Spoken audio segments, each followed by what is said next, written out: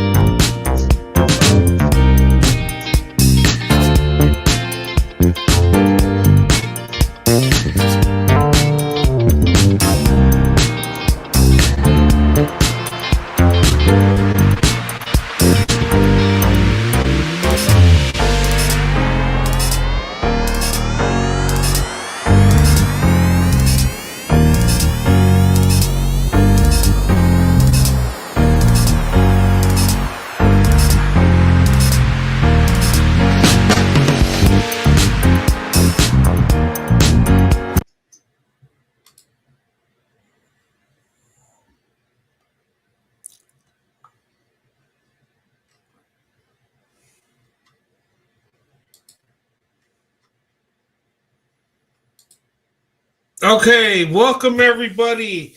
Happy Saturday night. I hope everybody's doing good. Welcome to another episode of Saturday Night Swirl. I hope everybody's having a good weekend. Okay. Tonight, topic is going to be love for Black women, life experience, truth, testimony. Okay, I'm going to share some things with you. Okay. My life experience, all right, the truth and my testimony. I'm going to call it a testimony because when I talk about Black women and the blessings Black women have been to me, and I've been blessed. And, I want to share that with you. And I'm going to talk to you a little bit about my experience, but I'm not just going to talk about what happened in my life. I'm going to talk about how amazing Black women are, how much of a blessing Black women are.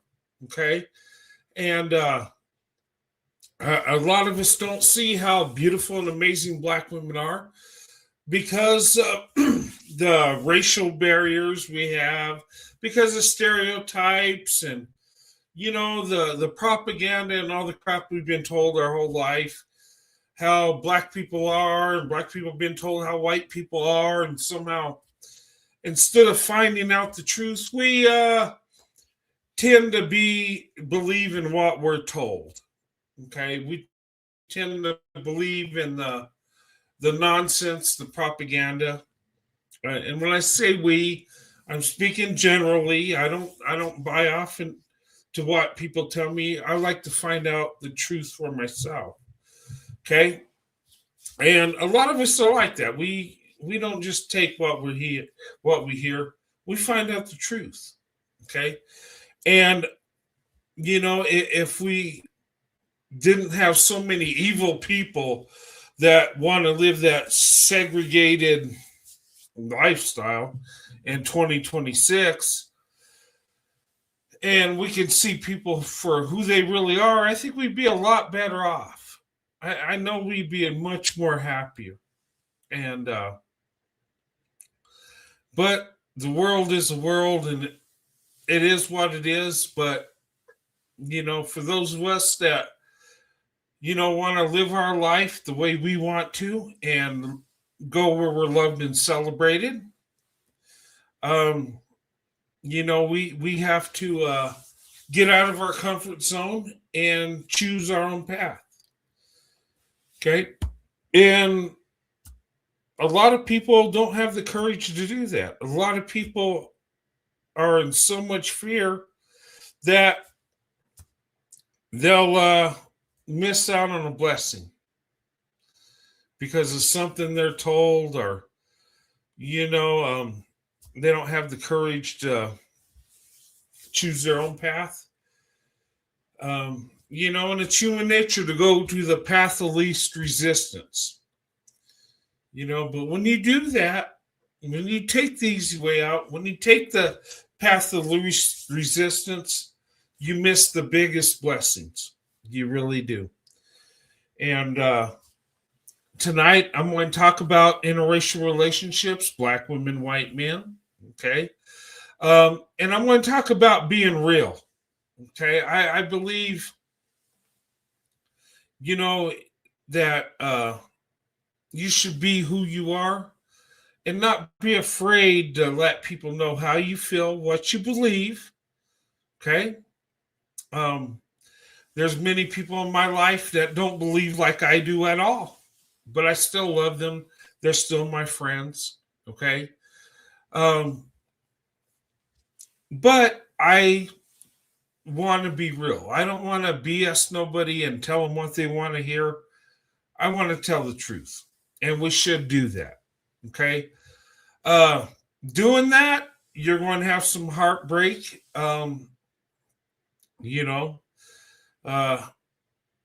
People are going to be angry with you because of your choices. Because a lot of times people think because they believe a certain way, you need to follow that. Okay. And we find that a lot in interracial dating, interracial marriage. When I was dating interracially and when I got married, there were people that were against me being with a Black woman, marrying a Black woman. And my thing is why would they even care?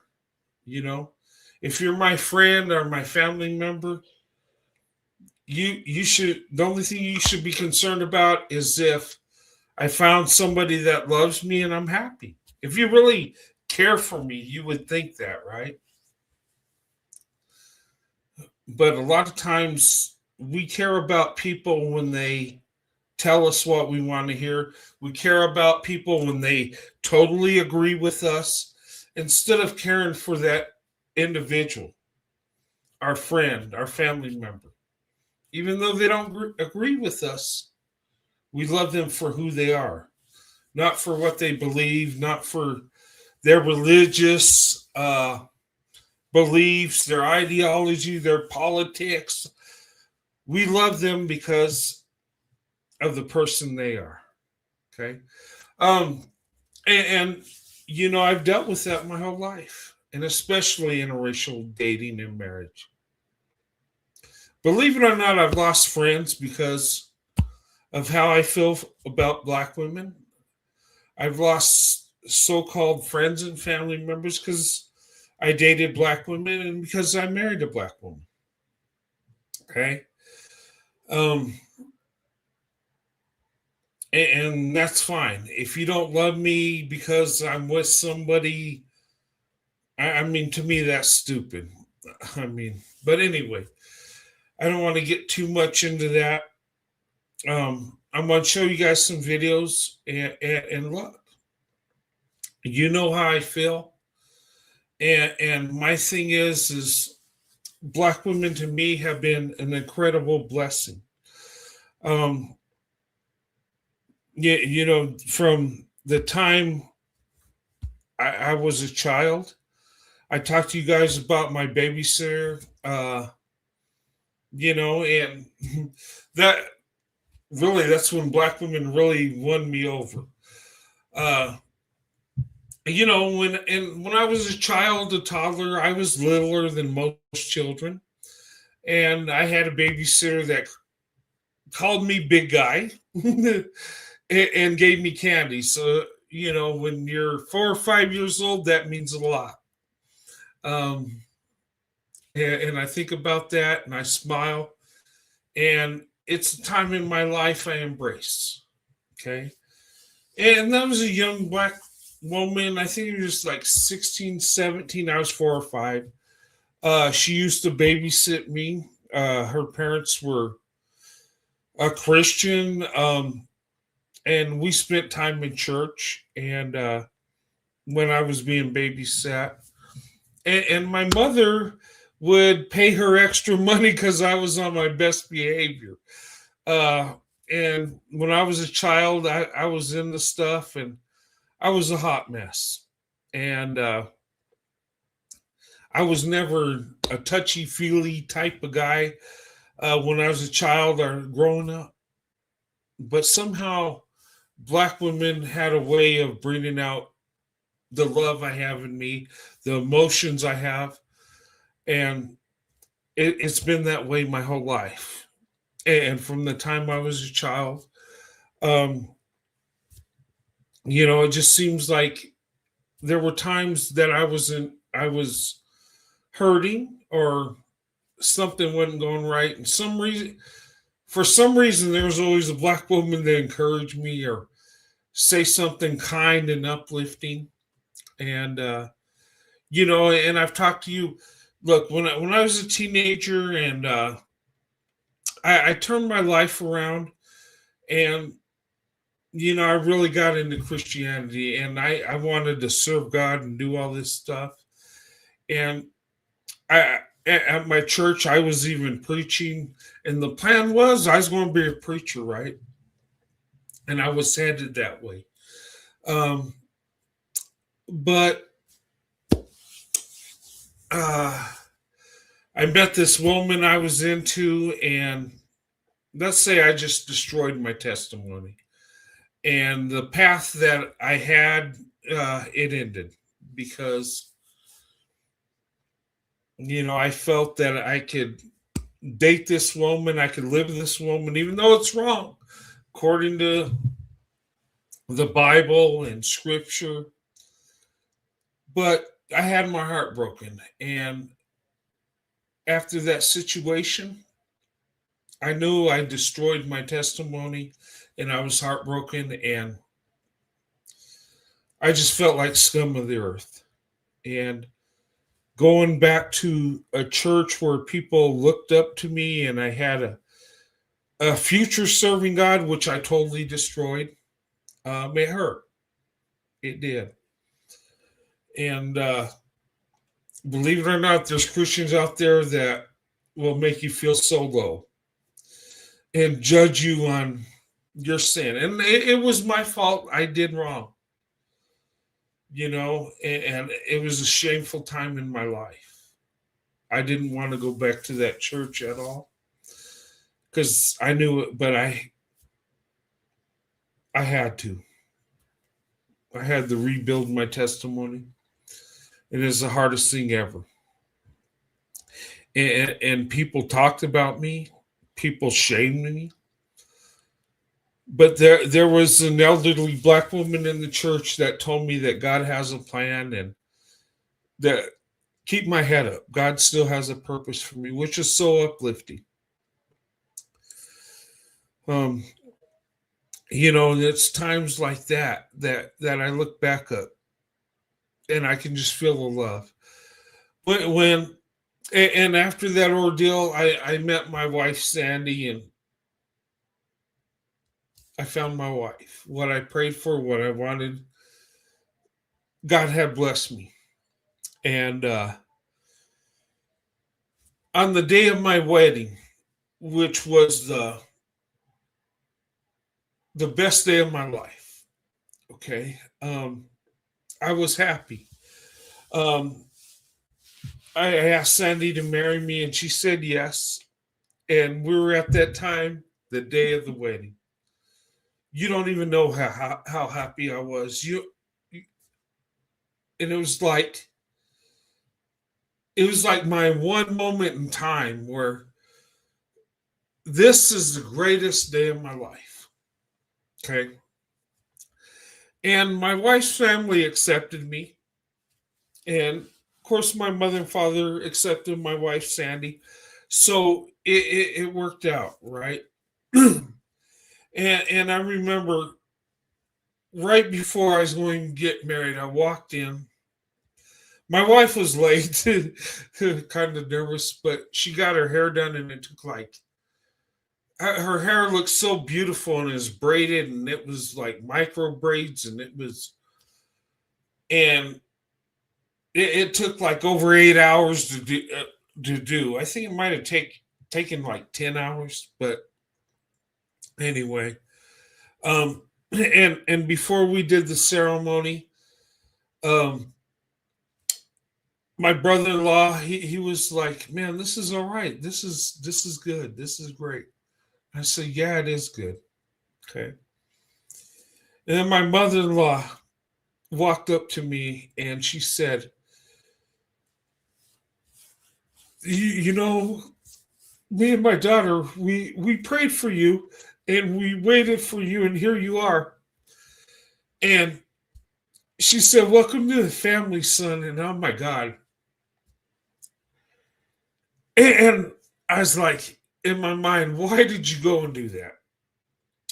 Because not only was this my most happiest day of my life, it got me emotional. And let me tell you, and I've talked to people about this and how Black women have been a blessing to me, and the kindness Black women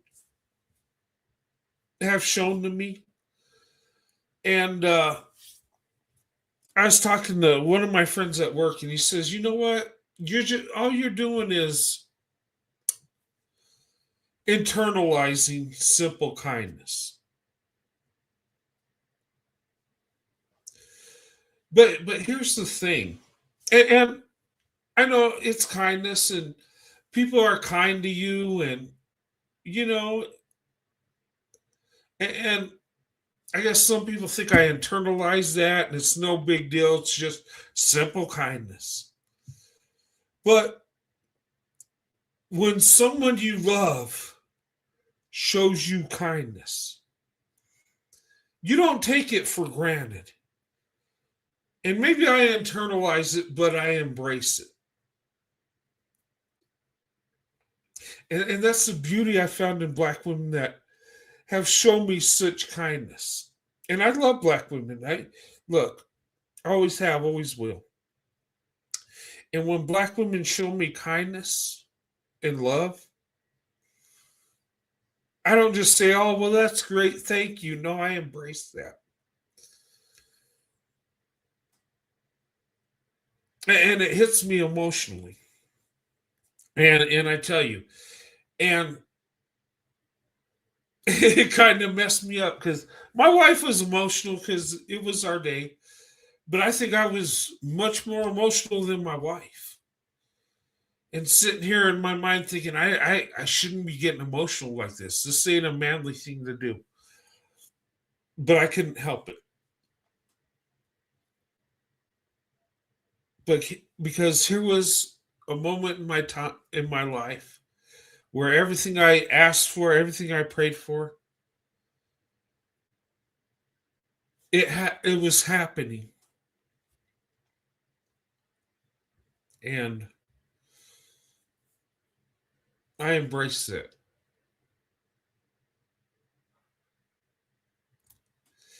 And see, I think us as men, we take emotions as a weakness. We take it as we're not supposed to feel that in some way. But when you love somebody, you love them. And of course, you're going to have an emotional reaction. And I tell you, Black women in my life, the kindness, the uplifting, and Black women have been uplifting to me. And not just black women I dated, but black women that I had a friendship with, like my mother-in-law. That was so uplifting. Um, I just felt so much love that I didn't deserve.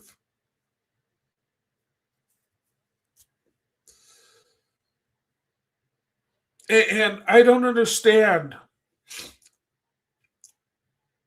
why black women are the least married. I don't get it. I don't understand it. It makes no sense to me.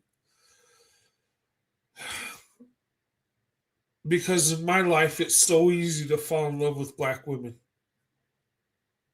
because of their kindness, because of what's in their heart. And the emotional connection is amazing. I tell you, tonight I'm not going to be too late. My wife's got the sniffles. I got over being sick, and I'm going to take care of my wife tonight. And, and she wants me to make her hot chocolate and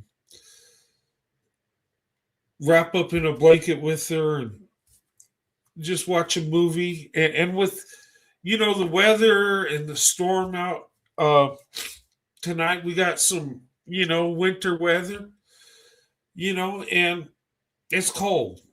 And that's the best time to snuggle, right?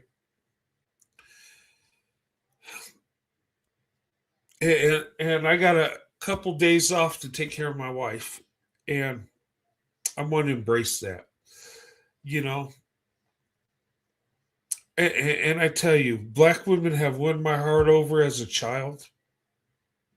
And black women in my life are so amazing and so uplifting.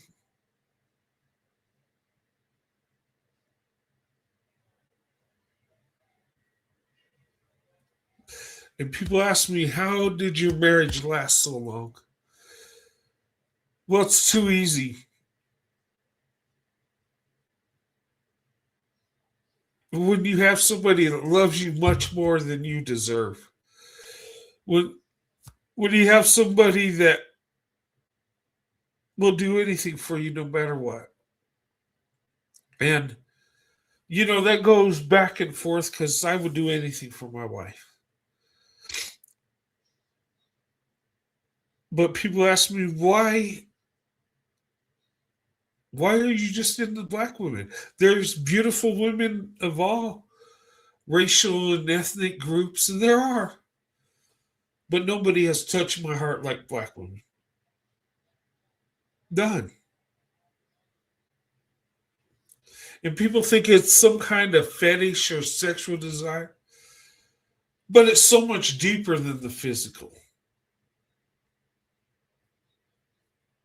My love started when I was a child, before I even knew what the physical was, desiring women. I mean, and I tell you, if you get to know the black woman and she loves you and touches your heart, it belongs to her. And no other woman I ever wanted to date in my life except a black woman. And I know people think that's weird or something's wrong with me, but no.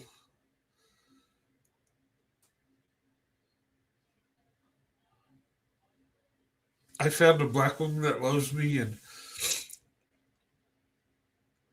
I've seen the blessing in black women my whole life. Like I said, I don't I can't believe black women are the least married. I can't believe black men ain't going crazy over black women and just wifing them up left and right. I don't understand. And maybe they take black women for granted, their kindness, their love. Maybe their heart isn't open. I don't know. But as for me, it's black women are nothing.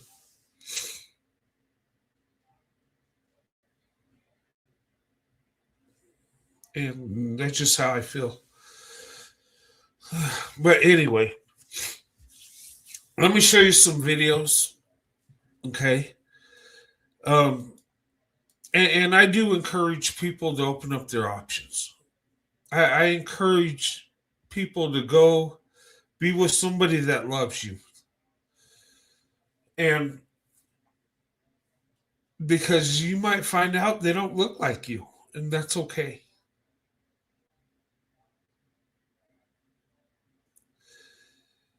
And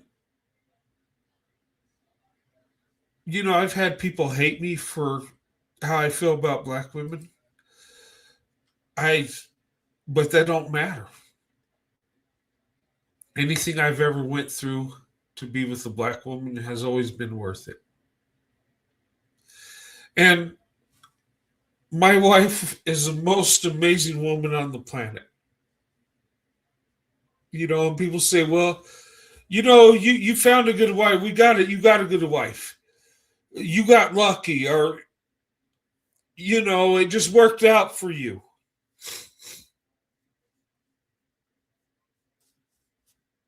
Though my wife is the woman I love more than anybody on this earth, right? But I see the same qualities in so many black women that have a big heart, that are loving. And one thing about black women, when you're in a relationship and she loves you, it's like black women are more engaged with you. They're more into you.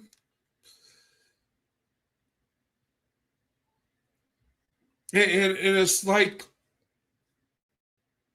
the love is just multiplied over and over.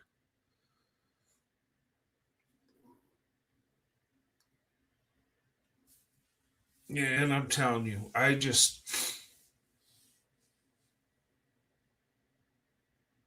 and people ask me, well, why is it black women? How could it be anybody else? I knew, and I knew if I found a black woman that loved me, I'd be in paradise. But I never knew the love could be so good. And I do get emotional around black women because of the love I've received from black women.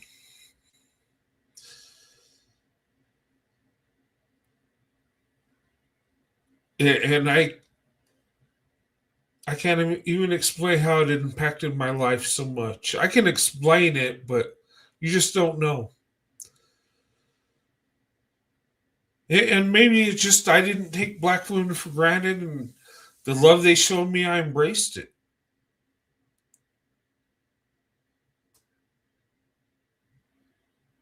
But oh my God,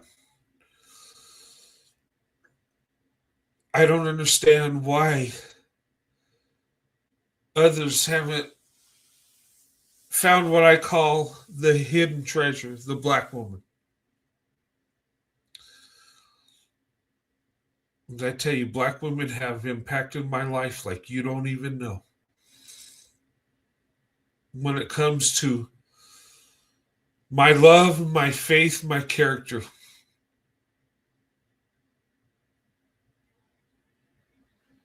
And I am eternally grateful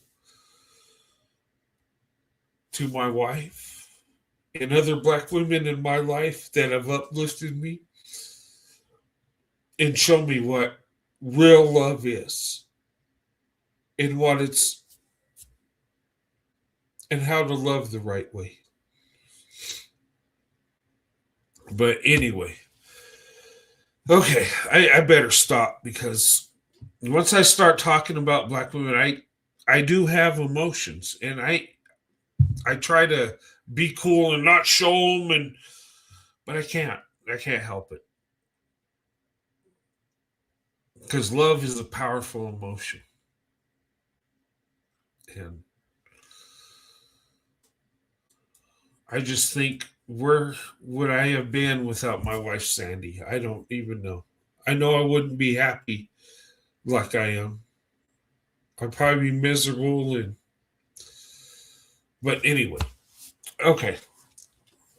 Um, Let me show you some of these videos, and I'm going to react on these. Okay.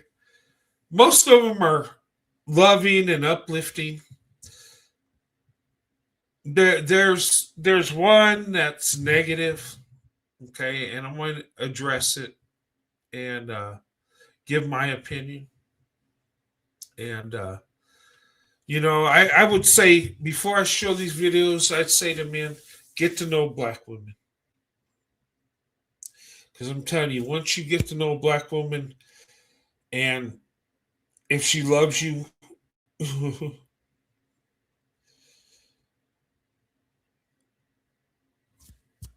you're blessed. Okay. And once a black woman gets your heart, it belongs to her. They say once you go black, you don't go back. Well, with black women, if a black woman touches your heart, you're not going nowhere. Your heart belongs to her. Um, but anyway, let me show you some of these videos. Okay. And go ahead and comment what you think on them. Okay. I think one I shown before. I think two I shown before, but I like the videos so much I'm going to show them again. Okay. Let me play this video real quick. So the divorce rate is pretty high. Okay. She's saying interracial divorce rate 41%, right? By 10 years compared to 31% same race. Okay, so what she's saying is same race marriages last longer than interracial marriages. Okay. But there's a caveat to this. And black women, white men, we do better than any other interracial group and better than being with our own counterparts. But let me go ahead and play this. Okay. Let's see what she has to say. Interracial marriages. So the divorce rate is pretty high. But there are some pairings that will increase your likelihood of having a successful marriage. Damn, should I post this? All right, here I go. Fuck it. Black men, if you marry an Asian woman, your divorce rate would be less than if you married a black woman. White men, if you marry an Asian woman or a black woman, your divorce rate will be lower than if you married a white woman. My white ladies, if you marry a man that's not white, your divorce rate will increase. Asian women, also, if you marry outside your race, your divorce rate will also increase. Black women, however, if you marry a white man, your divorce rate will be less than if you marry a black man. There's not enough data for a black woman who marries an Asian man because it's rare, so we don't know what that divorce rate would look like. So white men, if you marry outside of your race, you will do better than marrying your own race. White women and Asian women, if you marry outside of your race, you're going to do worse than if you marry your own race. Use that information as you will. That's all I got to say. What do you guys think? Yeah. And that's right. White men, listen. When you open up your options, your marriage rates go up, your divorce rates go down. And when you marry a black woman, your marriage rates become more successful and your divorce rates go down. Okay. So, and here's the thing. So, it's telling us as white men, according to the numbers, that our marriages will do better if we open up our options. Sorry, Becky. I know there's good white women out there and you can find a good wife. I've seen it. But according to the numbers, we're better off opening up our options. And the best option is the black woman. Okay. Now, in my life, my experience, it makes sense. Okay. I known this in my life. I always knew black women were the best option. But back in the day, we didn't have the data. People thought I was crazy. People thought my marriage to Sandy wasn't going to work because I'm white and she's black, and but time proved that they were wrong and I was right. And the thing is we do better with black women. And you say, how could that be with the racial divide that's still going on? But somehow we do much better with black women.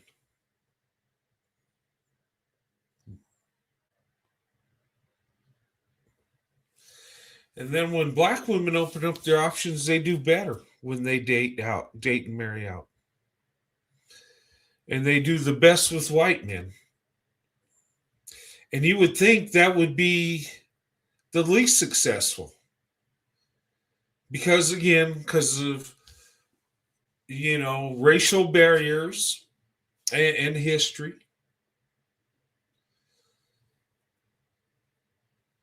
But the thing it really proves is the black woman's character is second to none. The black woman's love is second to none. I look at black women,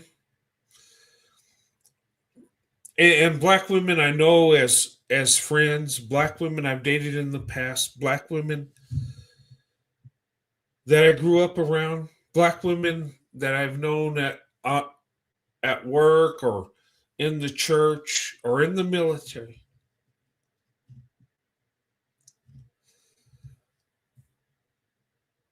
I've learned that there's no other love than a love that comes from a black woman.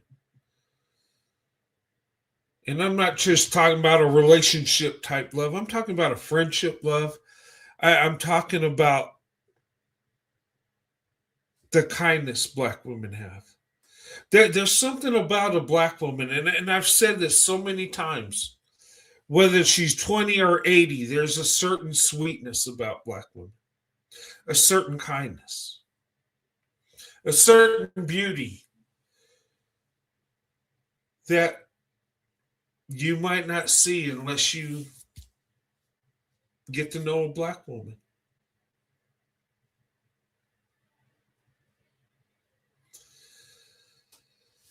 And what the numbers show when it comes to love and marriage, that black women are the best option.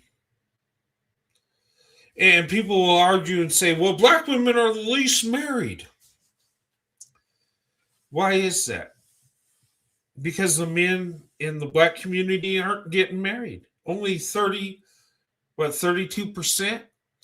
And black women are black men are the biggest group to date and marry out.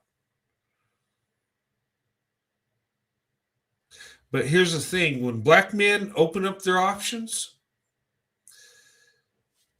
to other groups of women, their marriage rates go down.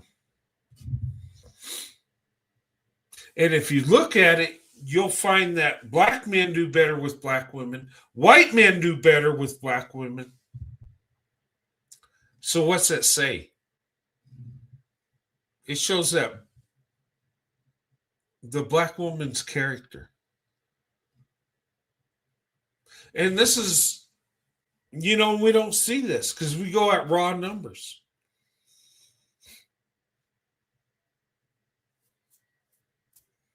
But if we look at the truth,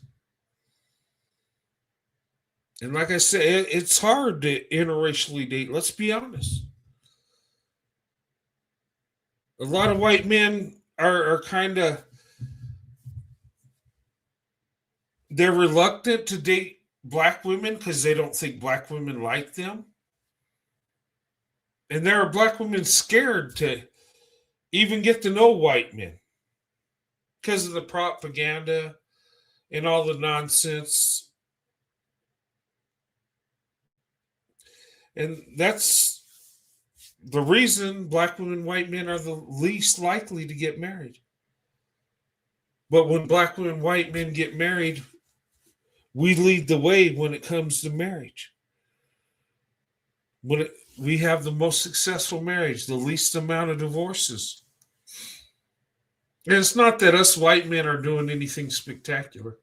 It's the black woman's character. It's the black woman's love.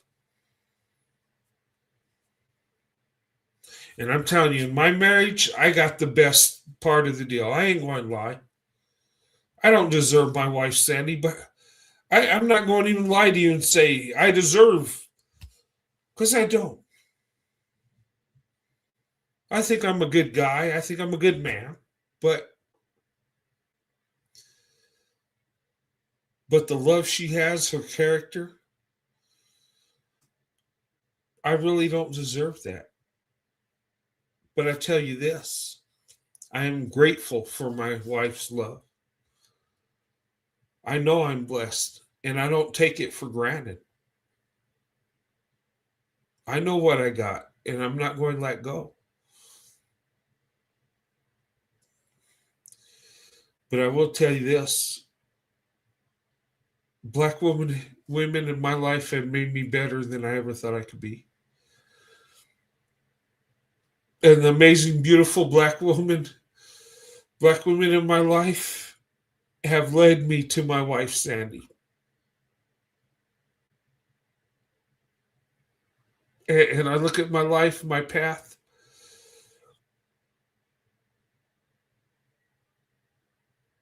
I don't deserve anything I got, but damn it, I'm so grateful. I really am. And our marriage rates are good because of the black woman's love, the black woman's nurturing, the black woman's character. And I will say to you, black women, I love you. I think you're the most amazing, beautiful women on the planet. And I know you're the least likely to date out and open up your options because you're so loyal. And I get that.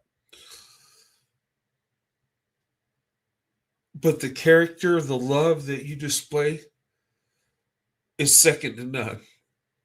It's like a reflection of heaven. And I must say this is, I'm not just telling you my experience, I'm telling you what I've seen. I'm telling you the truth.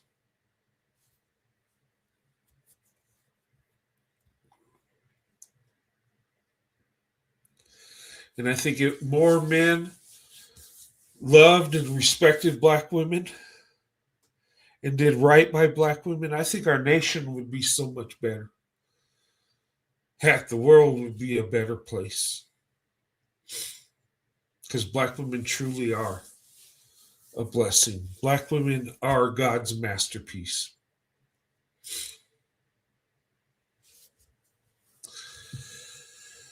Okay. That's a good video. Okay. And I would say to white men, non-black men, get to know the black woman. And if you're a good man, talk to her. Take your shot. Don't be afraid to risk rejection because the reward is so amazing. Okay. Now this video is just a black woman saying she loves white men. And there are black women that do love white men, that want to open up their options, that everybody has a preference. And my thing is go where you love celebrated, go with your heart. Let me go ahead and play this. I find white men attractive, and yes, we as black women should explore other cultures mindfully. Yes, I find white men attractive. Okay. That's uplifting, right? But when she said that, she says she's given black women some advice. Explore other groups of men and cultures, And look, sometimes to find a blessing, you have to get out of your comfort zone. You have to, and I think for us as men, once we get over that fear of risking rejection and just do it, we're so much better off, and it becomes more simplistic. Not saying it's easy, but if you're willing to take your shot, that you know you're going to experience rejection, but I'm telling you, when you find it, when the black woman accepts you, it feels like you're on cloud nine. Okay. And here's the thing: those that never take their shot, their rejection rate's 100%. Your failure rate's 100%. So to get over 100%, you gotta be willing to risk rejection.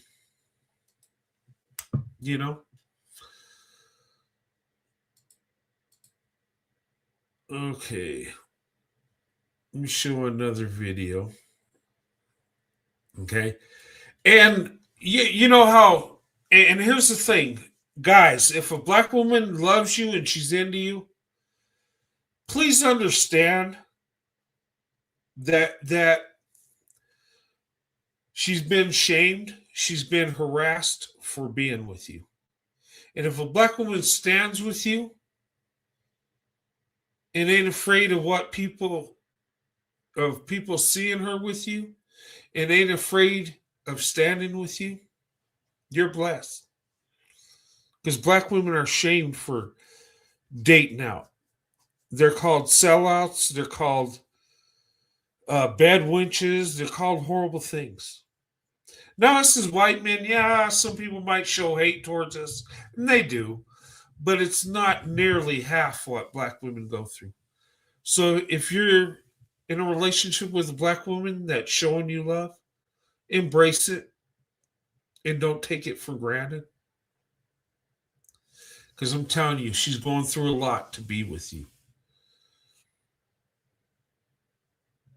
And if you don't embrace it and appreciate what you got, that blessing will go away. Just saying. Okay? But this video is funny because this one was like, okay, she's saying she married a white man. Oh, well, it's funny. Let me put this up here. Sell out because I married a white. Okay, just in my comments, so bothered. Okay. I'm a sellout because I married a white man. Whoop-de-doo!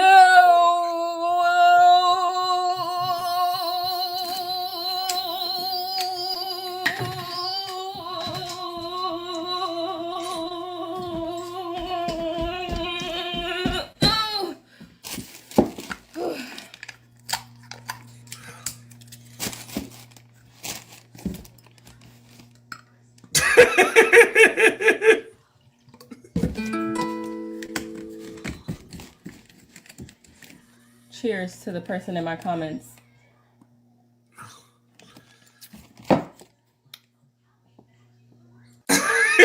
This don't get old. This is funny.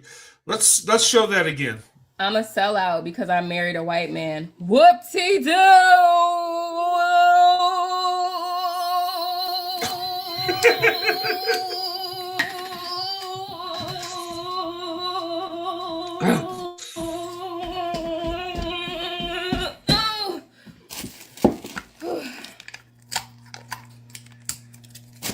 All right. Well said, young lady.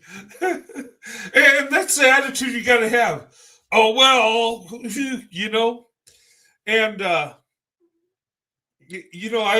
know her husband's blessed and lucky to have her because she's like, okay, I'm a son, whatever.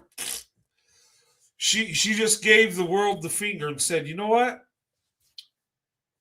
She loves her husband and she chose her own path. And if you don't like it, oh, well.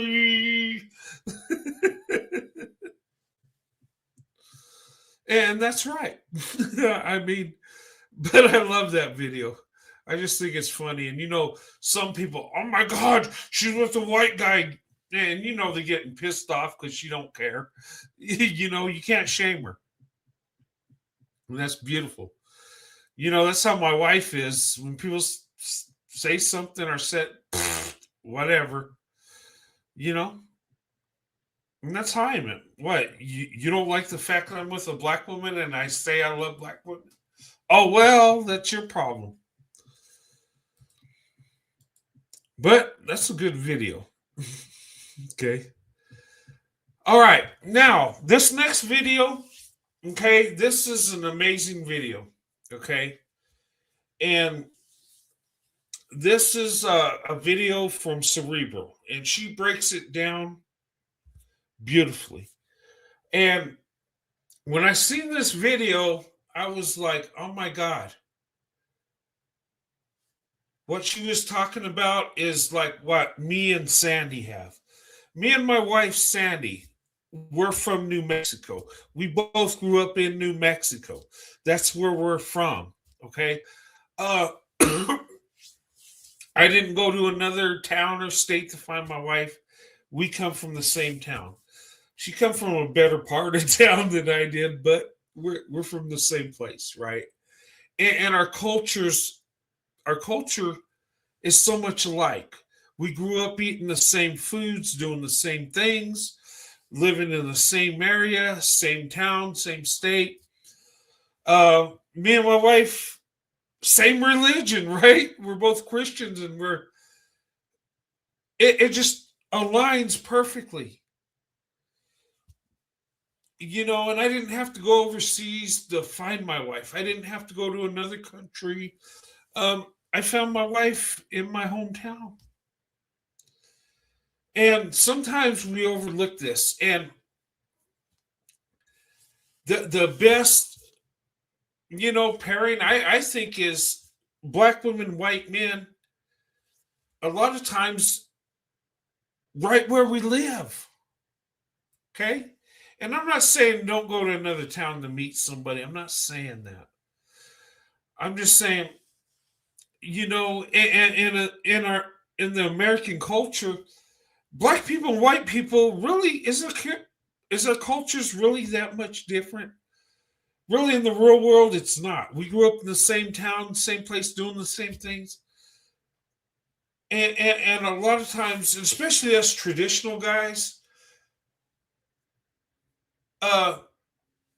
we share a lot of values and a lot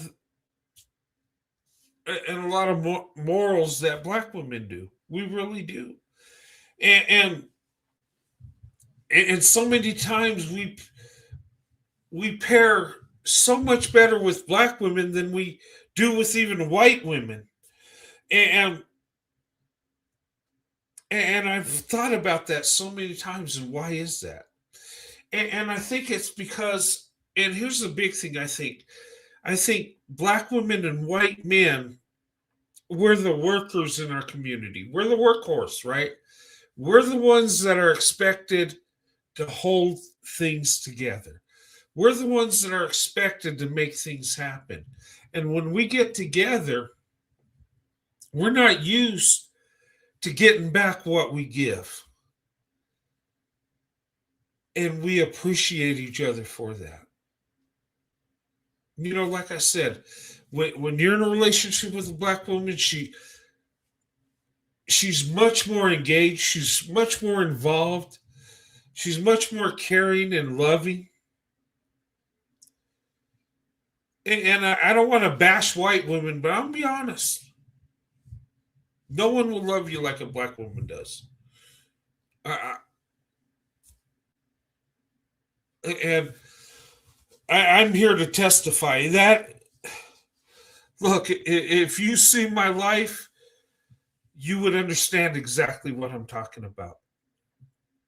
And it's not, I didn't run to the black woman because of a bad experience or because Becky did something to me. It's nothing to do with that at all.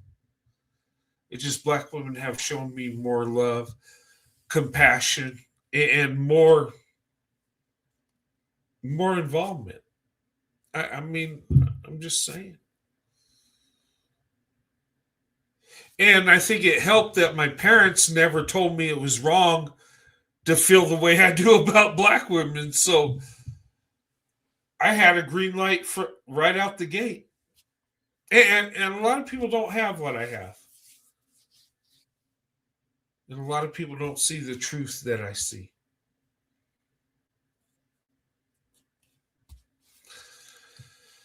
But anyway, but let me show this video and listen there. The volume is kind of low, so I'm going to turn it all the way up. But please listen to her. And you guys know who Cerebral is. I would tell you go follow her, but she's so much bigger than I am, so much better of a content creator than I will ever be. But this woman's amazing, and how she breaks it down. And listen to her. Okay, let me put this up here. Black American. Okay, this is the top 3 reasons we are compatible white American men dating Black American women. Okay, and like I said, I love her channel. She's amazing. You guys know who she is, so I could tell you go follow her. You're probably already following her. I'm just saying. But she really breaks it down. And when I saw this video, I was like, oh my God, this is like me and Sandy that she's talking about. But listen to her. Really listen. The volume's, I don't know, sometimes the volume's low on these TikTok or even YouTube shorts, okay? But listen closely and tell me what you think. Why Black American women tend to be more compatible with white American men. If you are a Black woman who cannot stand white men, then keep scrolling. But yes, I'm going to tell you why we tend to be more compatible with a lot of American white men. Does that mean that you're not compatible with other groups of men who are not white from different ethnicities? No. I have heard Black women say they prefer European white men compared to American white men. But I'm going to tell you right now why I feel Black American women tend to be more compatible with American white men. Let's start off with culture. Look, some of you are more compatible with a white American man than other groups of men of color culturally. Culturally, we're very similar. A lot of you celebrate the same holidays and can have a lot of things in common. Despite some other things I don't have to get into, but I would say culturally, we're just very similar. In America, we are Americans, and a lot of us tend to like the same things. When you date other men from different ethnicities, sometimes there can be a culture clash that can happen. There can be certain expectations of you from his culture as a woman, certain rules and things that his women have to follow that you might find yourself having an issue with. Not all the time. I'm just saying this is a very real thing. Okay. And yes, I've talked to men from different cultures and it wasn't always an issue or anything, but these things do exist. Second thing, religion. A lot of Black American women, a lot of you claim and you identify that you are Christian. Well, a lot of the white men in America are also Christian. So that would also make a number of you more compatible just based off religion. A lot of you talk about being equally yoked. Well, why aren't a number of you who want to date a man, if you want to date outside of your race, white men in America, most of them identify as Christian. I don't understand how people can claim that they love God and they're all following the same God, but yet you're prejudiced towards each other. That's just a complete contradiction and sickening to me. But if you're gonna date a man and you want to be equally yoked again, then yeah, a white man in America is Christian like you, a number of them. And lastly, the big one, a lot of white men are not as colorist as other groups of men of color. To a white man, they will date all Black women of every single skin color, and to him, you are the Black one of the relationship. Okay, a number of white people might call someone dark that's not even dark. They don't discriminate based on color towards Black women.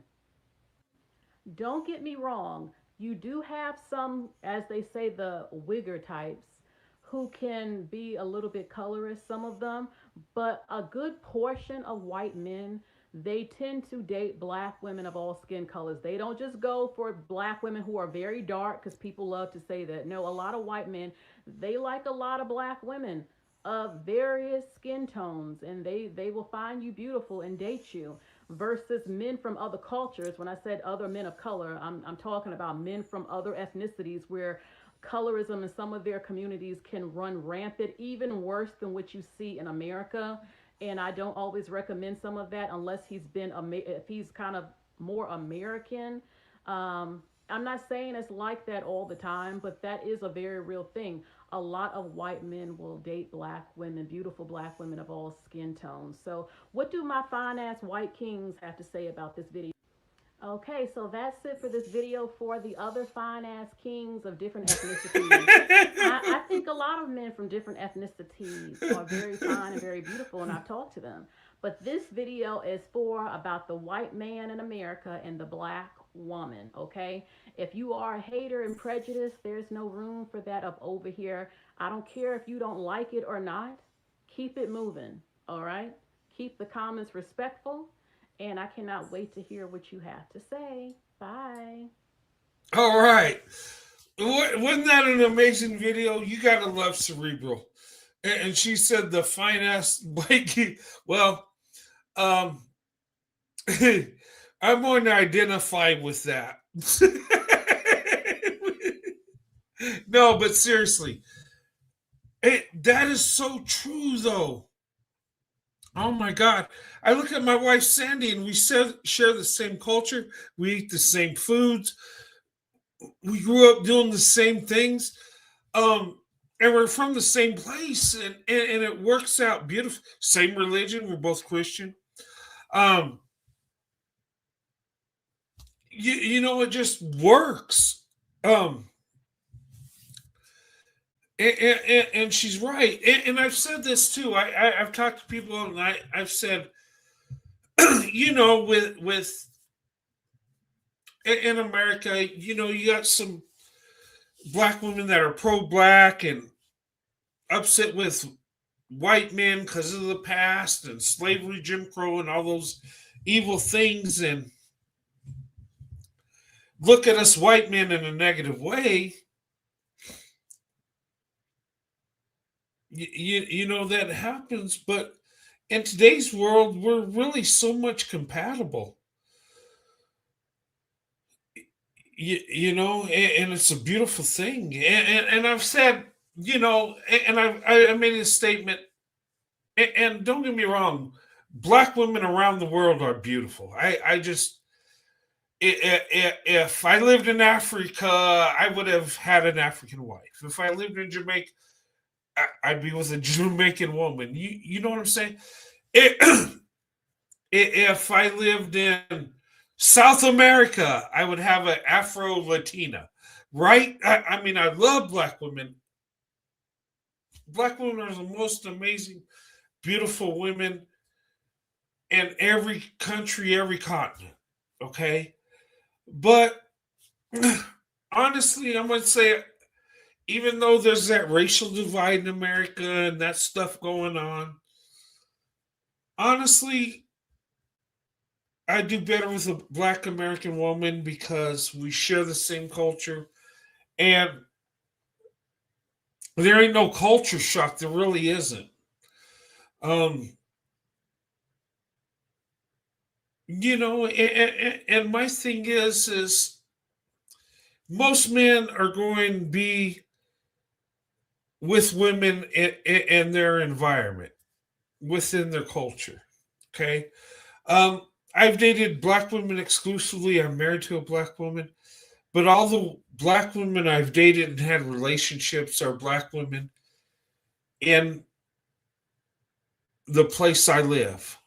In New Mexico, when I lived in California, I dated black women in California. Or when I was in Arizona, you know what I'm saying? I never went outside that.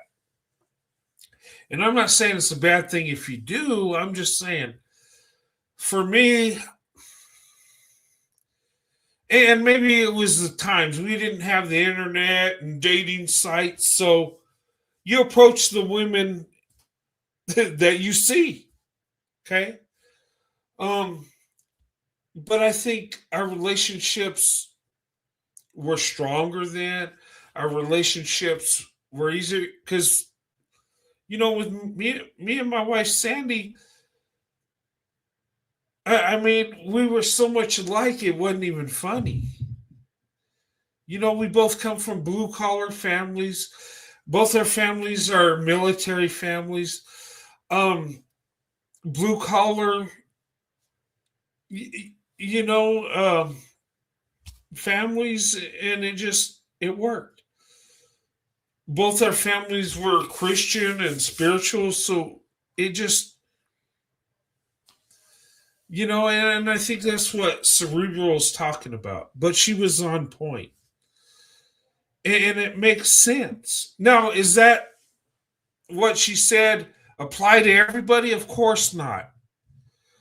A white man in America might find his love in Africa, okay, or in the Caribbean, or in Canada, or UK, okay. But a lot of times we don't have to search the world for a beautiful black woman. We can find her in our own town, in our own community. Look, I went to a white neighborhood to find my black wife. I'm just, people make fun of me about that all the time. Yeah, you went to the white community to find your black wife. Well, yeah, that's true. And my community wasn't predominantly white, is mostly Hispanic, but that's okay. Um, but people are people. Who cares, right? You find a good wife, that's the important thing. But we were in the same town, same culture. We did a lot of the same things. Okay. So, Cerebral, I love your channel. I followed it for ever since I've been on YouTube. Okay. She's an amazing young lady, and she's got a lot of insight, and she could see things. And the way she, you know, puts it in place, it's like amazing, you know. But I can tell you, go follow her, and yeah, go follow her. But you probably already are. So, but channels like her, we can learn from. Channels like her channel, I've learned a lot, you know. But anyway, okay, let me go ahead and bring this down. But a beautiful video that was really awesome. Okay. And guys, I'm going to show you a video that has nothing to do with what I'm talking about tonight, but it's funny. Oh my God. I was rolling laughing. Okay. This video is a skit. It has nothing to do with the topic tonight, but I have to show it to you. Okay. All right. And it was black men doing a skit on, I guess becoming American and knowing our history, but it's funny. What's your channel name? Cerebral. Let me look it up. You know Cerebral? Let's see. Let me look it up. Get you the technical. Cerebral.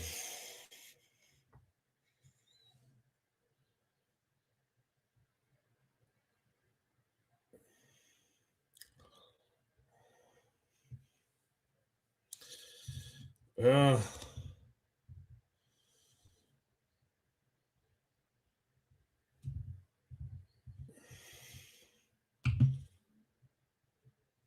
Dang it. Somebody look this up.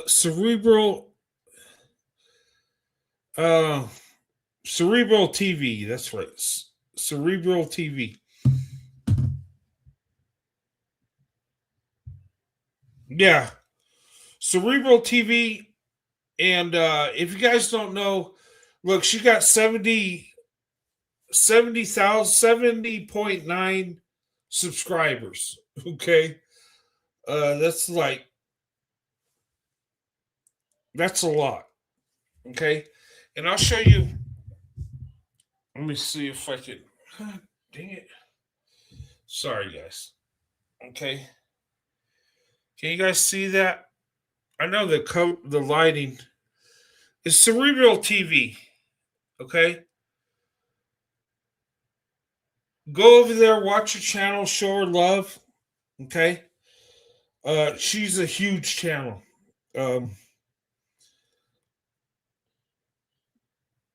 And she's been around a while, but her videos are amazing and she's got a lot of good insight. Okay. Cerebral Talks TV. Yeah.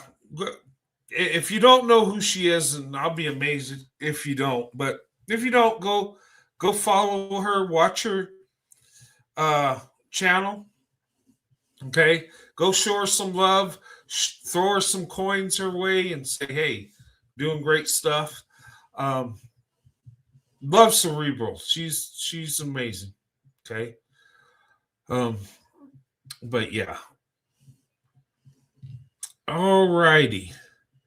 But let me show you guys this video because it had me cracking up. I just surfing through YouTube, right? And TikTok, just watching videos.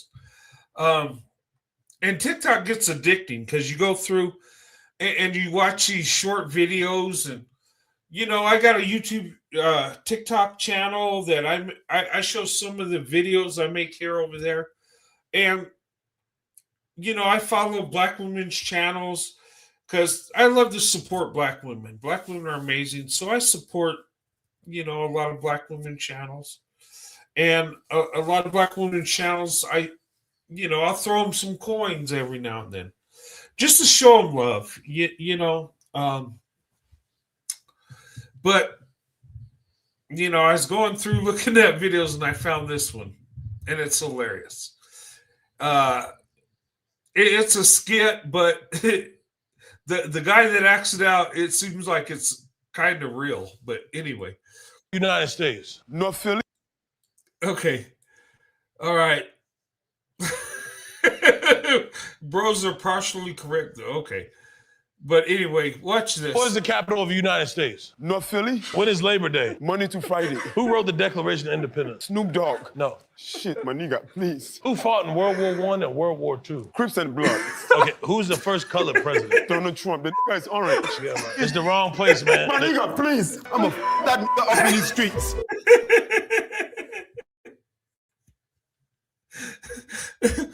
Oh my God.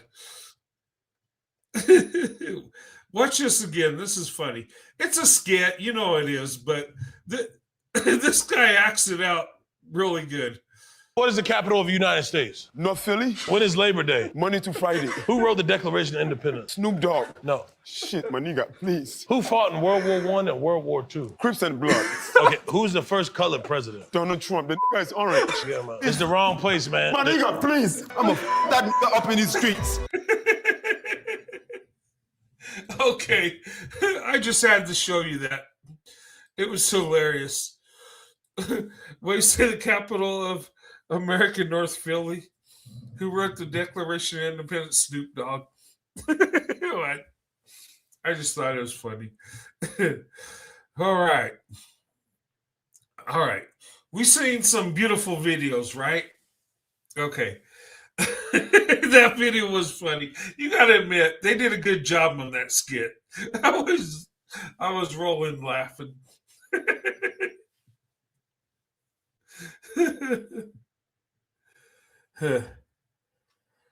And she promotes, Cerebral promotes interracial relationships. She does. Okay. Go watch her channel. She's amazing. Okay. And big love to her. But this next video isn't so positive and loving. Okay.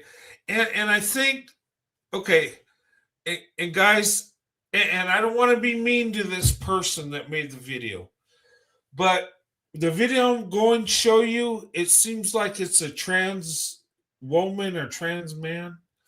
Okay. And I'm not trying to be funny or rude. I don't care. I'm getting the content out of this and I'm going to react. Okay. All right. And I want you to see this because I can debunk this stuff. Okay. But this is what this person talks about is a lot of talking points that is pushed forward. And a lot of people believe this stuff. Okay. And I wish they didn't. I wish they would get to know people and know the real deal, right? But it is what it is. Okay. First color president Donald Trump because he's orange. Yeah. That is true. He is orange, right? I wonder if he does like tanning or something. I don't know. Got the orange tint. Yeah, I know some of us white people, some of us are really pale looking. Some we got more of a pinkish tint to us. Some of us might look red or, being out in the sun, maybe a little tan to us. But orange, I don't know how you turn orange. I don't get that. But yeah, that was funny. It's the first color for Donald Trump. He's orange. Oh my God. Okay. Okay. Shout out to our first color president, Donald Trump. Orange man. Okay. Interracial dating.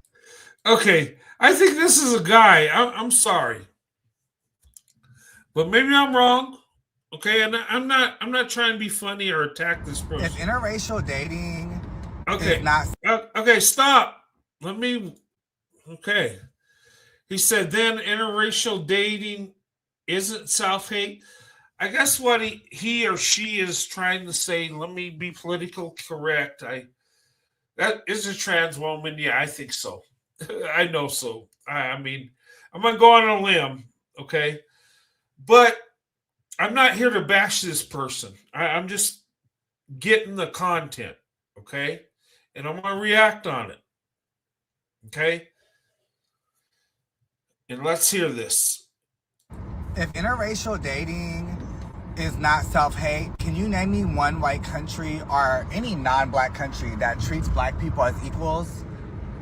And can you show me one interracial relationship where the non-black person is fighting on behalf of the black person continuously and advocating for their life? Oh, okay. I'll wait. Okay, since you're going wait, I'm going to break it down for you. Okay. I would say in America, where we look at the women we date and marry, okay? I look at my wife as equal. In fact, I think of her as more than equal to me. I think she's the better half, okay? Yeah. And when you look at marriage, okay, black men are the least likely to get married, okay? Only 32%. Only 26% of black women are married. So the black men are not marrying black women. Not that much. There are some that do that love black women, okay? But when us white men marry black women, guess what? Our marriages last longer. Our divorce rate goes low, okay?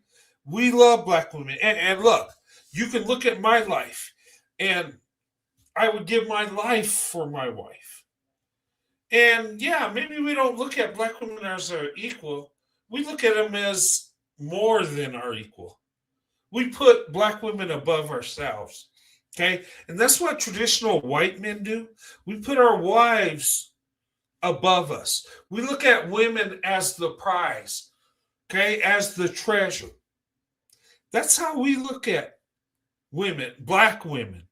Okay, so yeah, you're right. We don't look at black women as our equal. We look at black women as above us.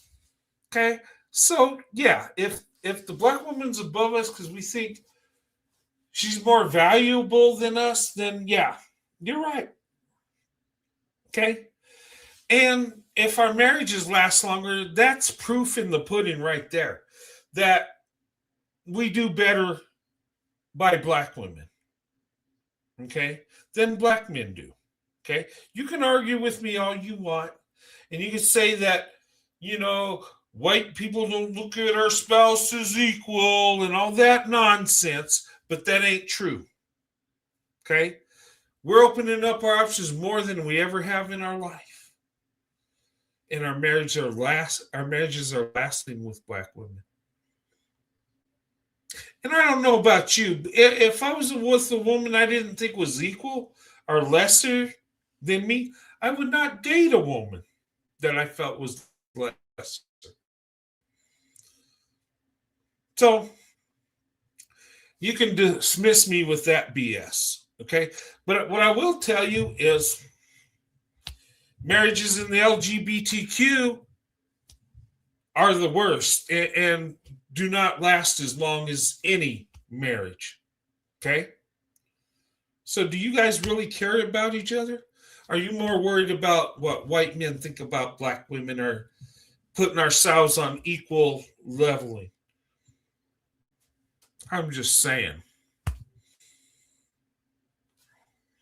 But, and see, this type of rhetoric is being pushed, and it's bullshit. What kind of research has this trans woman done? Has she looked in marriage data?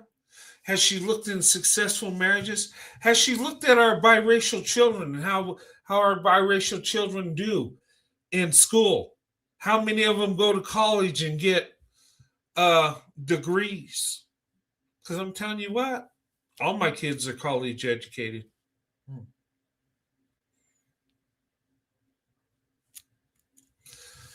Anyway, and I tell you, my black wife does better than most black women in America when it comes to love, marriage, assets, wealth, having a home. I gave my wife my love, my last name, shared my wealth, bought my wife a home, gave everything for my wife. So if you say we don't treat them like equal, you're right. We treat them better than equal. I treat my wife better than equal. I'm just saying, I treat black women better than I treat myself. But anyway, go ahead and push your rhetoric. I think you're a little confused, though. But anyway, guys, what do you think? I mean, if white men marry black women and our marriages last longer, I'm just saying, what is he or she talking about? Because, see, if I was going to treat my wife like my equal, I'd have to pull her down and not treat her as good. I'm just saying. And see, in our culture, the women we're with, we value the women more than we do the men, more than we do ourselves. We look at women as the treasure, the prize. We look at our wives like the virtuous woman. We look at our wives like a beautiful treasure. The woman is the prize in the white community. And when it's a black woman, she's a treasure, she's the prize. But I'm just saying, okay? I hate when people push this false narrative, okay? And try to act like we're in 1835 still, okay?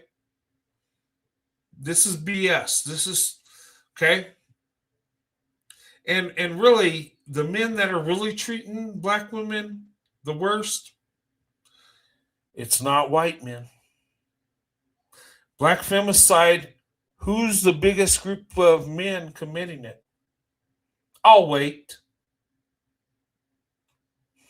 You tell me. Anyway, enough of that.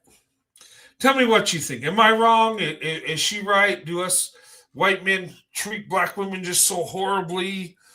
I look.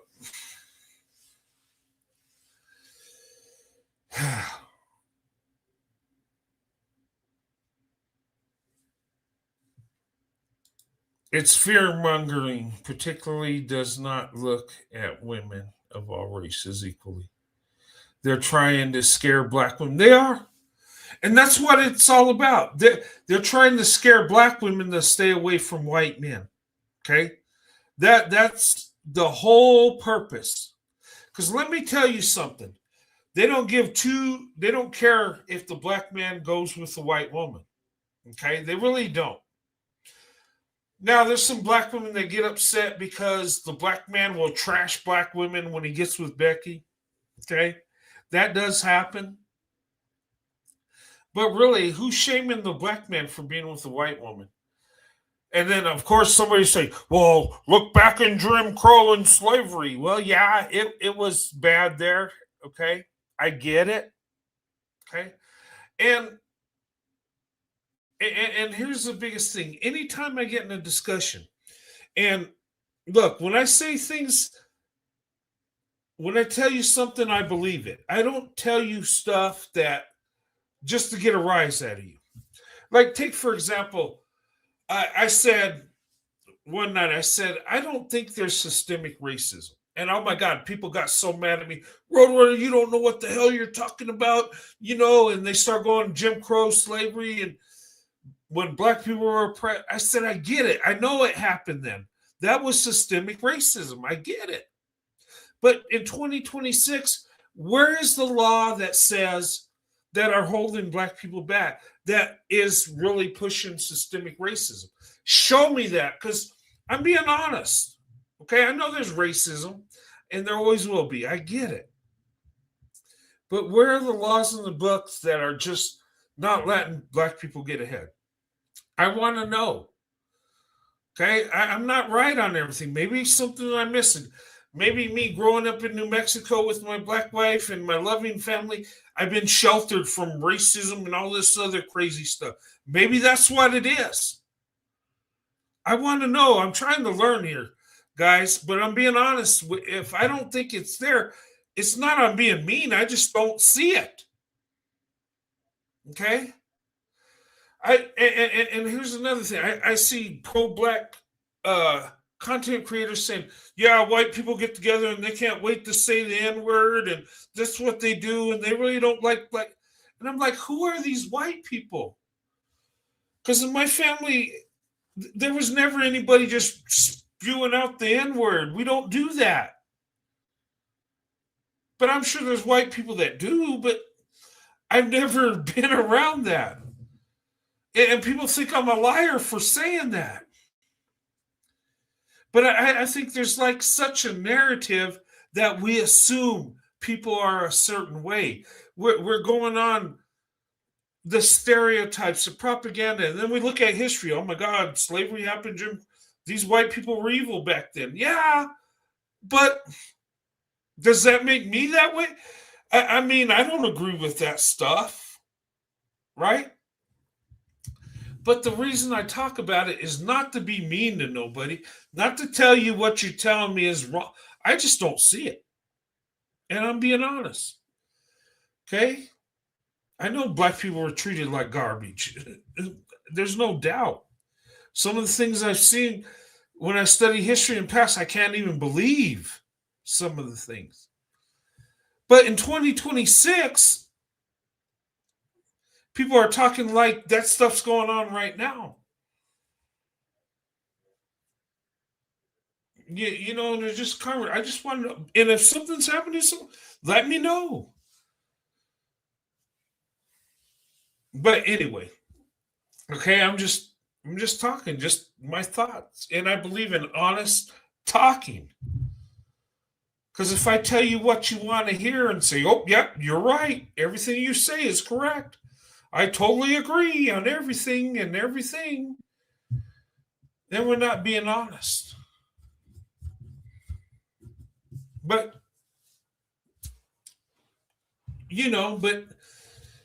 and here's my thing, but,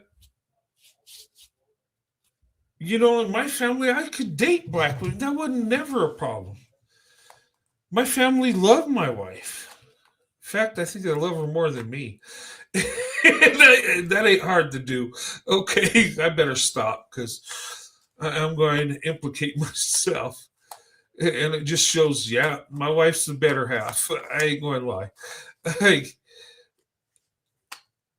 And I can't. And I'm not just saying it because I love my wife and I want to uplift her. And I do want to uplift her, but I'm just telling the truth. My wife is so much better than me. My wife brought out things in me I never knew existed.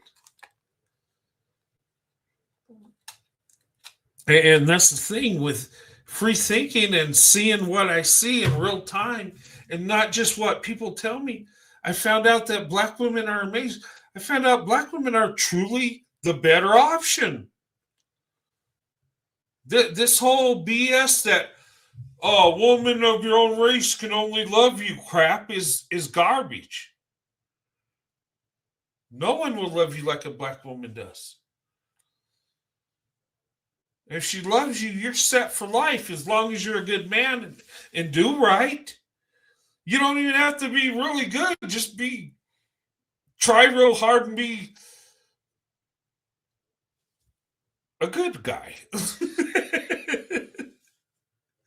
But I tell you, a Black woman's love will make you better than you ever thought you could be. Black woman's love will build your confidence. A Black woman's love will make you feel like there's nothing you can't do. A Black woman's love will bring you closer to God. A Black woman's love will make you learn what true love really is.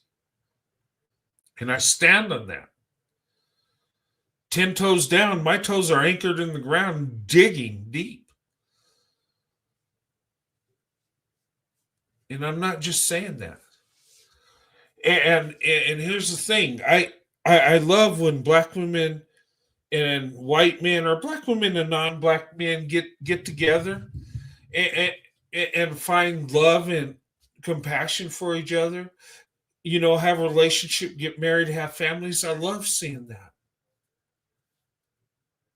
You know, that's a beautiful thing. But, you know, I think marriage is a beautiful thing if it's same race or interracial. Okay.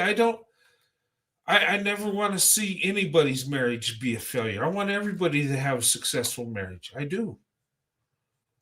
Nobody wins when a marriage fails. Nobody.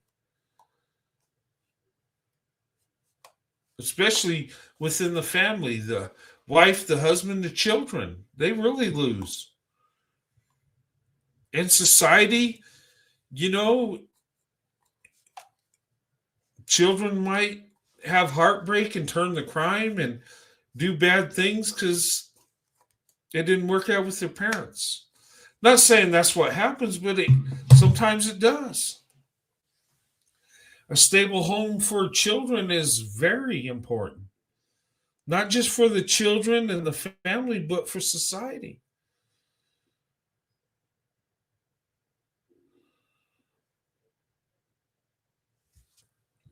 What's that? I've seen that too. Melanated 483. I've seen people from the gay and trans community against Black women in interracial relationships while themselves are dating white men. Yes, that happens. I've seen it too. They are competing with oppressing Black women. I think you're right. I've seen that. And you'd think, why would they even care? Because they're in that LGBTQ thing. Why would they care about a Black woman, white man? But they do. You know, I showed a gay conservative Black man talking about, you know, Black women, white men, and how it wasn't really happening. And, you know, it was just propaganda. And I was like, why does this guy care? And he was married to a white guy. Like, what the hell? I mean, but you're against the Black woman with the white man, but the Black man with the white man thing? What? Explain to me how that works. Okay. But I've seen that, yes. And here's my thing. Look, I don't care what people think, okay? I love my wife with all my heart. I love Black women. I think Black women are the most beautiful women on earth. Physically, spiritually, emotionally, Black women are the most beautiful. Black women have the most character. Okay? And look, it says a lot when white men do better with Black women. That reflects a black woman's character.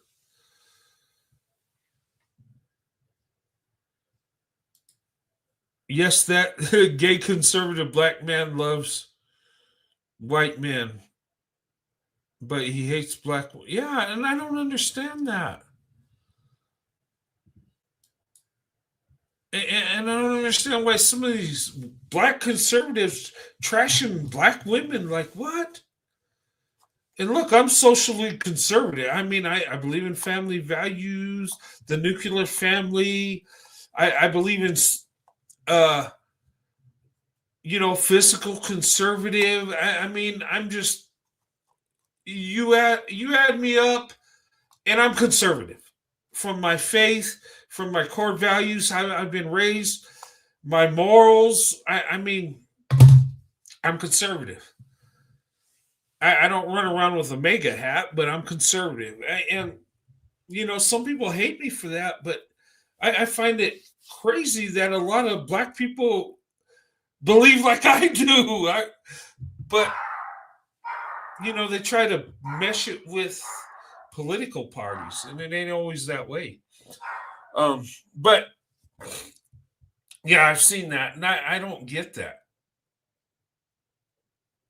And maybe it's just something they don't want to see the white man and black woman happy. It's like they're against that. Like they want the black woman, white man to be miserable. I don't know. I don't want to see nobody suffer. But because they want Brad, I guess that's it. They don't want the black woman to have Brad. They want the Brad. And these gay black dudes, I think that's what it is, really. Like Don Lemon, that dude's with the white dude and talks like white men are the devil. Like what? You lay down with a white man, but we're the devil. Okay. I've seen black women, pro-black, hating on white men, but is married to one, lays down with a white man. I don't get it. Okay. And it's funny because it happens so much. And look, you would think pro-black women hate white men. No, they don't. They love us. They just, I guess they hate us, but I guess it's that line between love and hate. Maybe I don't know, but I've seen it. Okay, but anyway, enough of that. My thing is, and here's the thing, okay? Black women have been a blessing to me, okay? I must tell my story. I must testify, okay? This is not me sharing a story. This is my testimony. Okay, I take this serious. It's in front of you and God and everybody. Okay, I love black women. And the reason I love black women, because black women have been a blessing to me. Black women have been uplifting. Okay, black women have shown kindness to me. Some say I internalize simple kindness, and maybe so. But you know what? I embrace that kindness. I'm grateful for that kindness. And when you love somebody and they show you kindness, you embrace it. And it means more to you than a stranger showing you kindness. I don't take kindness for granted at all, nor do I take black women for granted. I love black women. Black women are a blessing. And some will say, well, Roadrunner, most black women wouldn't date you. And that don't have nothing to do with how much I love black women. And how much beauty and character I see in black women. A black woman can hate me and think I'm garbage, and I can turn around and see the beauty she has in her character and how she conducts herself. People say, what, Roadrunner? What? You want to love someone that hates you? And it happens sometimes. Sometimes you love people that don't love you back. Okay? But but there are plenty of black women in my life that have shown me love and care for me and have my back, okay? I found a black woman. My wife said she loves me more than anything in the world. So, but I can see the beauty in a black woman regardless of who she dates. And here's the thing: I have black women that are friends to me. I got black women that are friends that would never date a white man. That it's black men or nothing. But I still have love for them. I still think they're amazing and beautiful. I mean, who they date's their business, right? I do promote black women, white men, but I don't hold that against black women that aren't in the white men. That's their business. That's their choice. I respect that.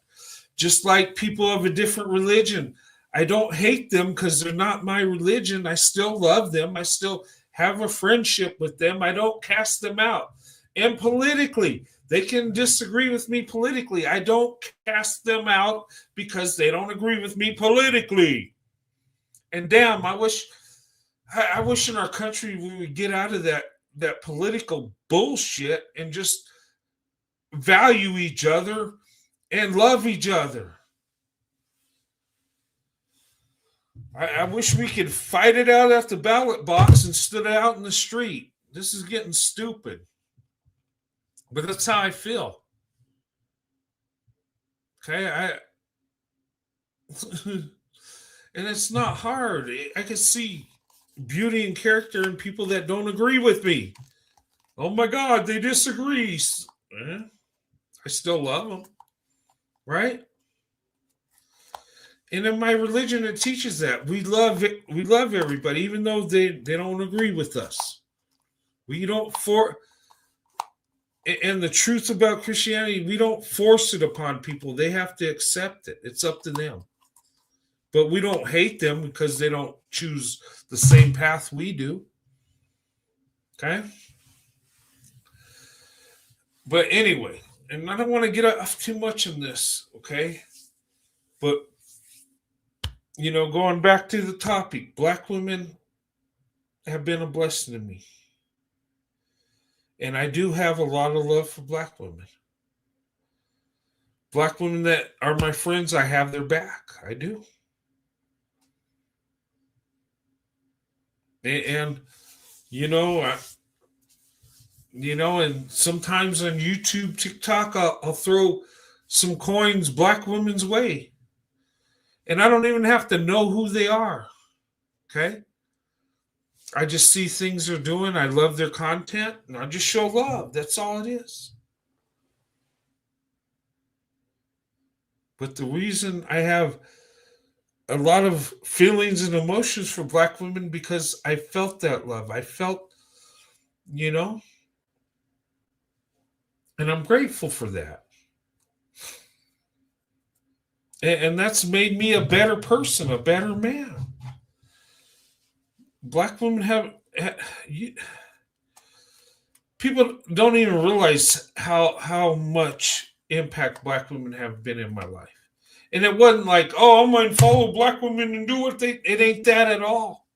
It's just the love they show me, the kindness. And when you're shown love and kindness, you gravitate towards that. And I have my whole life from a child to a teenager to a man. And that's okay. That's beautiful.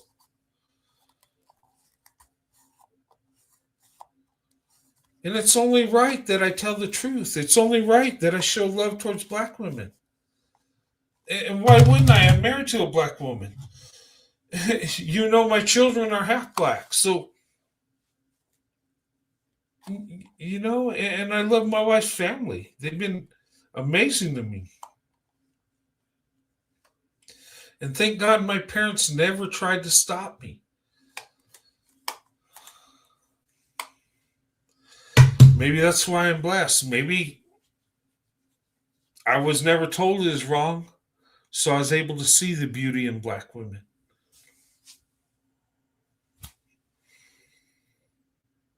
And you know what? And I think this is what makes black women and white men's relationship stronger, because we don't take each other for granted.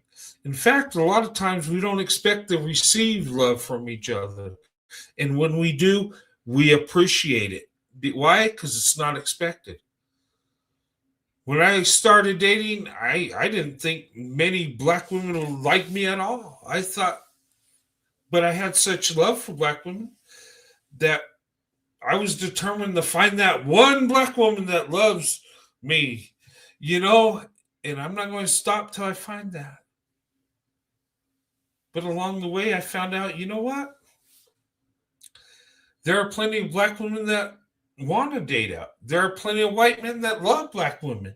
I found out that all these stereotypes and all this garbage they fed our head full was a damn lie. But see, so many people are afraid to get out of their comfort zone. So many people are afraid to risk rejection. So many people are afraid to go where it's not comfortable. So many people are afraid to approach that black woman that might just turn you down. Thus, you miss out on that blessing. You miss out on true love. Sometimes it takes just a little kindness. You might be amazed. You approach that black woman, she might be into you. And I tell you this, and here's the thing, us as white men are going to win when it comes to black women. You know what that is? Number one, accountability. Number two, we can't play the victim. And I would say this to black men. This is one thing that turns black women off, and I believe it with all my heart. When you play the victim, she might sympathize with you. She might say, oh, I understand you. Racism, this and that, we've been through. We understand each other. But that is going to make a woman feel very insecure. Because when you're a victim, you are not winning. When you're a victim, you're not taking charge. When you're a victim, you have no accountability. When you're a victim, you take the easy way out and you say, it's not my fault. It's other things. And then you end up blaming the white man for all your problems. And guess what? You turn off the black woman because she wants a leader. She wants somebody that's going to stand up for her and stand up for what's right and make things happen. But when you're a victim, nothing's ever your fault. So how can you improve when it's not your fault? And I'm telling you, and ladies, you can tell me if I'm wrong, but I believe there's many black women that have opened up their options because they don't feel safe, they don't feel secure because of the victimhood.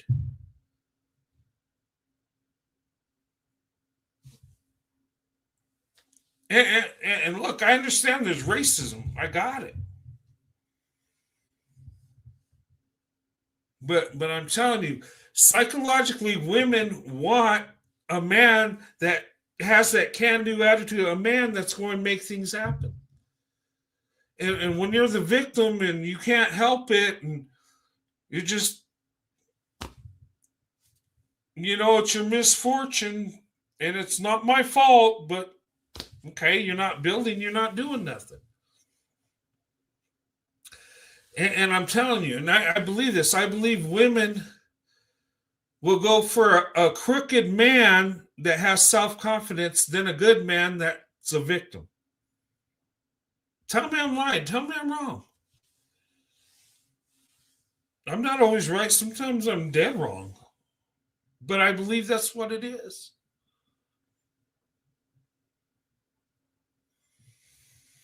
And I believe black women want a confident man that has that can-do attitude, but the man that is confident but has humility. He has confidence, but he don't believe he's the greatest thing that ever lived. Now, am I right or wrong? I don't know. Maybe I'm just blabbing away. Tell me, am I right or wrong? I just believe that. And you know what? I've had black women tell me that it's a turnoff. And they sympathize with black men, but it's like they can't get ahead because they're a victim.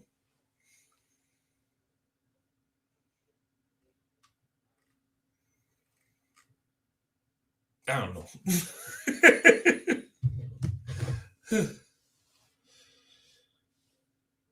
And there's nothing wrong with confidence, okay? But have humility. Understand, okay? It's one thing that having confidence and believe you can do better, okay? That's good. That's not the same as someone having a big ego thinking they're the greatest. You got to have humility to understand, to keep yourself grounded. Because I'm telling you, what they say, the Bible says pride cometh before a fall. And look, I've been there. I've done some good things and got a big head and thought I was great and ended up having the rug ripped out from under me. But it makes me understand and realize I can have confidence, but I got to have humility too. Anyway, what do you think? I don't know. Nobody's really responding. Okay. All right. Well, we'll leave that alone. That's just my thoughts, guys. Okay. I just think us as men, we gotta do better. Okay. We have too many single women, single mothers running around, and it's not because they just want to be single mothers. It's because us as men aren't doing right. It's because us as men are laying down with women that aren't our wives. And we need to stop that. You know, my father told me, he said, son, I was going out on a date, and he said, listen to me, son. In our family, we do not lay down with women that are not our wives. That's unacceptable. He told me that. It stopped me from messing with the woman I was on a date with. Though I was pissed off at my father for saying that, because there were things I wanted to do, but it ain't right.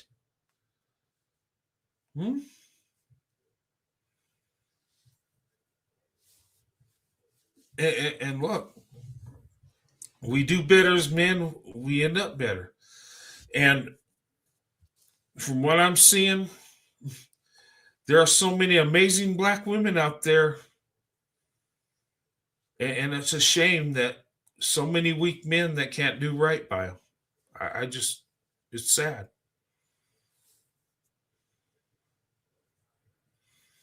We need to do better. And that's accountability.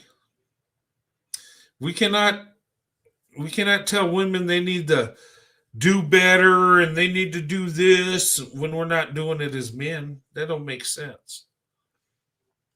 And if we want a traditional wife, we got to be a traditional husband.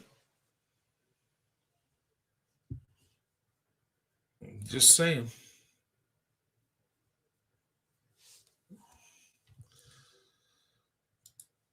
What's that? Black women are scared of dating right now in this political climate. Yeah, I think you're right, but this political climate has always been, look, we're divided in our nation. We really are. And we say we want democracy, but if we really believe that, you know, we would go to the voting booth and who wins, wins.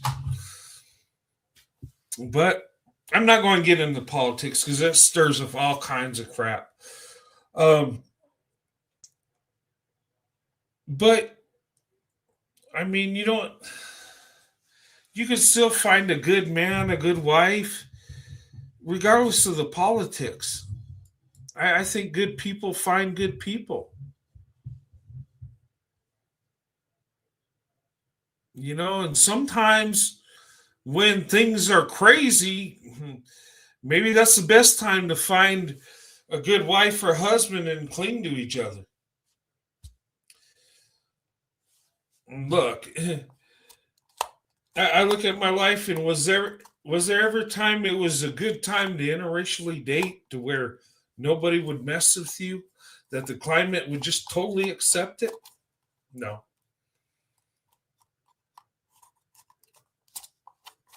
And I know things are going on. Okay. I know a lot of emotions are out there. A lot of political crap is going on. I get it. You know, but we got to live together. I mean, you know, and we got to have that balance. One political party wins, we all lose. You guys understand that, right? And I know people say, well, if the right wins, we're going to be good to go. If the left wins, we're good. No, it's not about that. We need balance. We're never going to agree. It just is what it is. But we got to learn to respect each other and follow the law. And we fight it out at the ballot box. That, I know it sounds simplistic, but that's the way it's got to be. You don't want one political party dominating. You don't want that. I don't care what your beliefs are. That will be a disaster. It's good. Sometimes it's good we got a little division to balance it out. I'm just saying, I'm not going to get into, I don't want to get into politics. I don't. I hate politics. These damn politicians are manipulating us left and right, and I don't like it.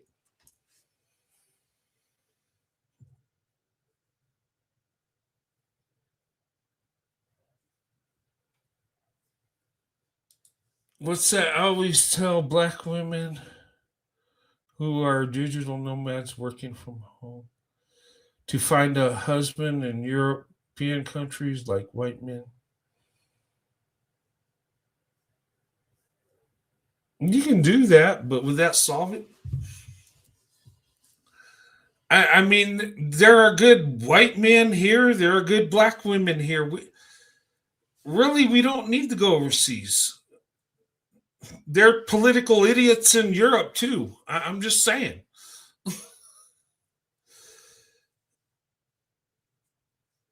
Are Europeans less divided? You believe that?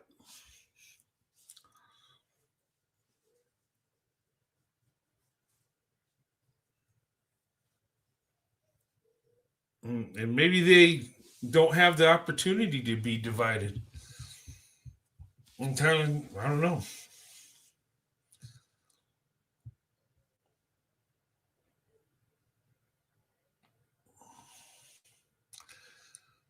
I think we're more divided because we got more freedom. A lot of these European countries, they do it one way, and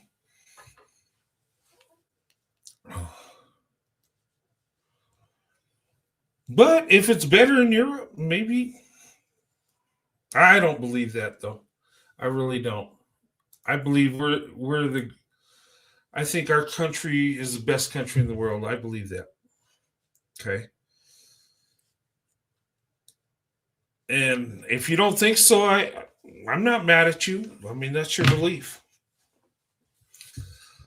But I don't want to get into that. I really don't. This was about love for black women in terms of politics.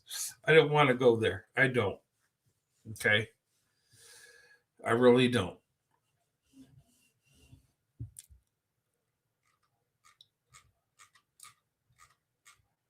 But hey, I'd rather be in this time where we're divided than just think the Civil War. That would, oh my God. 600,000 men, are unalived. I'd rather deal with political problems now than then. I'm just saying.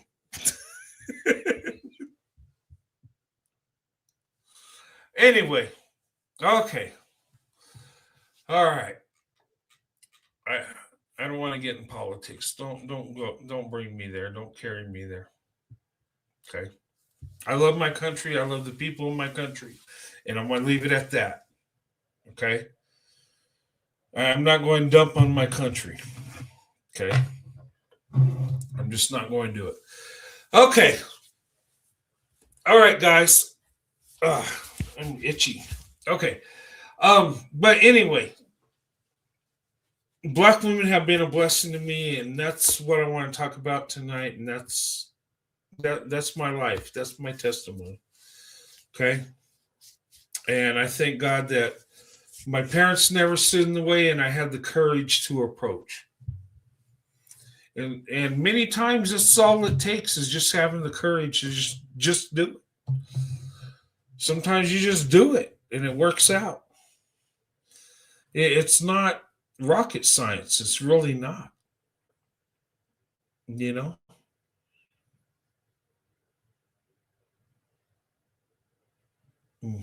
But anyway. Okay. All righty. All right. I'm going to go ahead and close this. I hope you guys enjoyed the show tonight.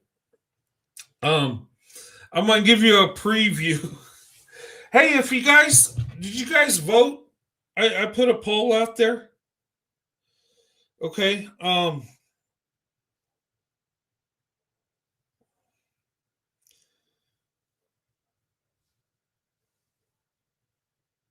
Okay. I put a poll out there. I want you guys, if you could vote on this. Okay. Let me get to it. Okay, I've gotten 27 votes so far. Go to my community page and vote on this. Okay. I'm going to do a roast show. Okay. And you see my cartoon pictures, and it's meant to be funny, but it's meant to make a point too. Okay. There's a method in my madness, okay, you might say. Okay. But the topics are okay, and I'm going to do a roast show. And okay, let me show you the picture of the topics I'm going for. Okay. All right, let me add this. Okay, this is a high value Dusty Diablo. Okay, Dusty Diablos. What Diablo is a devil. Dusty devils. That's what it's saying. Diablo is Spanish for devil.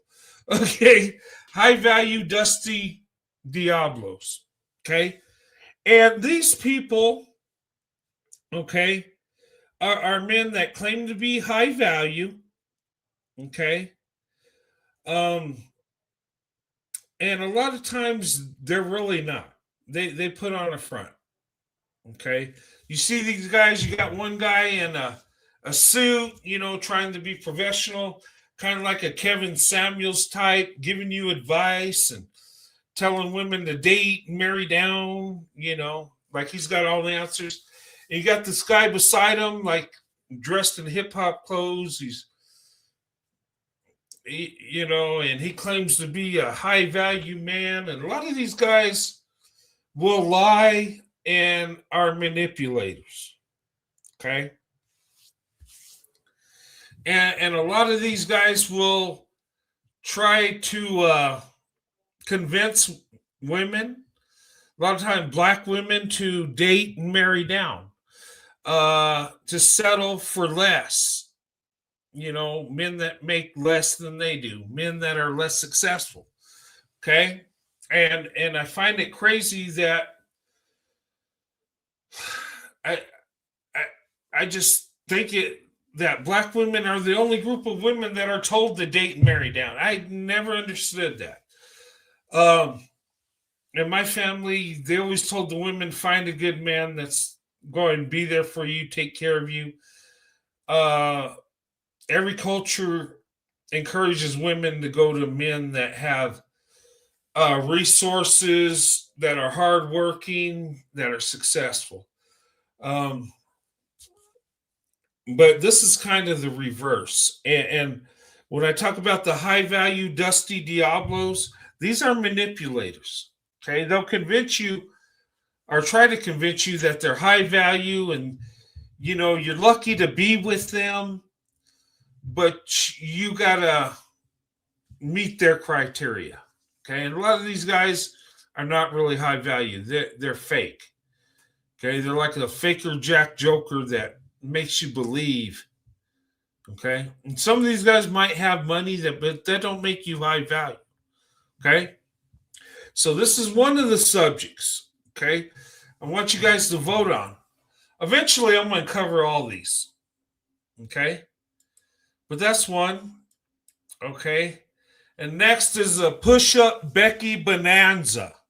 You say, Roadrunner, what is the push-up Becky Bonanza?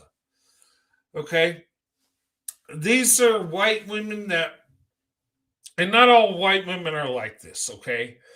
But they try to push up, okay? It could be political. They try to belong to a minority group and speak for them. And some of these white women will hate on white people, but somehow they have they're morally superior. Some of the push-up Beckys are the Becky Spade, the women that mark themselves to let black men know they're sexually interested. Some are the crash out Karen, the one that calls the police on people for no reason. The one that's got to have her way or she throws a fit. These are just how some of these crazy Beckys act, okay? And I'm going to talk about that. And it's not to bash white women, but it's to show some of the negative things they do, okay, that are embarrassing, that make white people look ridiculous, okay? And it's okay for white women to love black men and do their thing. We're not against that at all. But when you mark yourself and put BBC on your arm and, the Queen of Spade thing, that's not a good look. Not only is it disrespectful to yourself, but the black men you're into, you're saying they're only good for a sexual thing. You're showing that you're a fetishizer, okay? And it don't look good because you've been raised by white men and white women. Makes us look crazy because how can we? It's just not a good look. It's not a good swirl look either. It makes you look,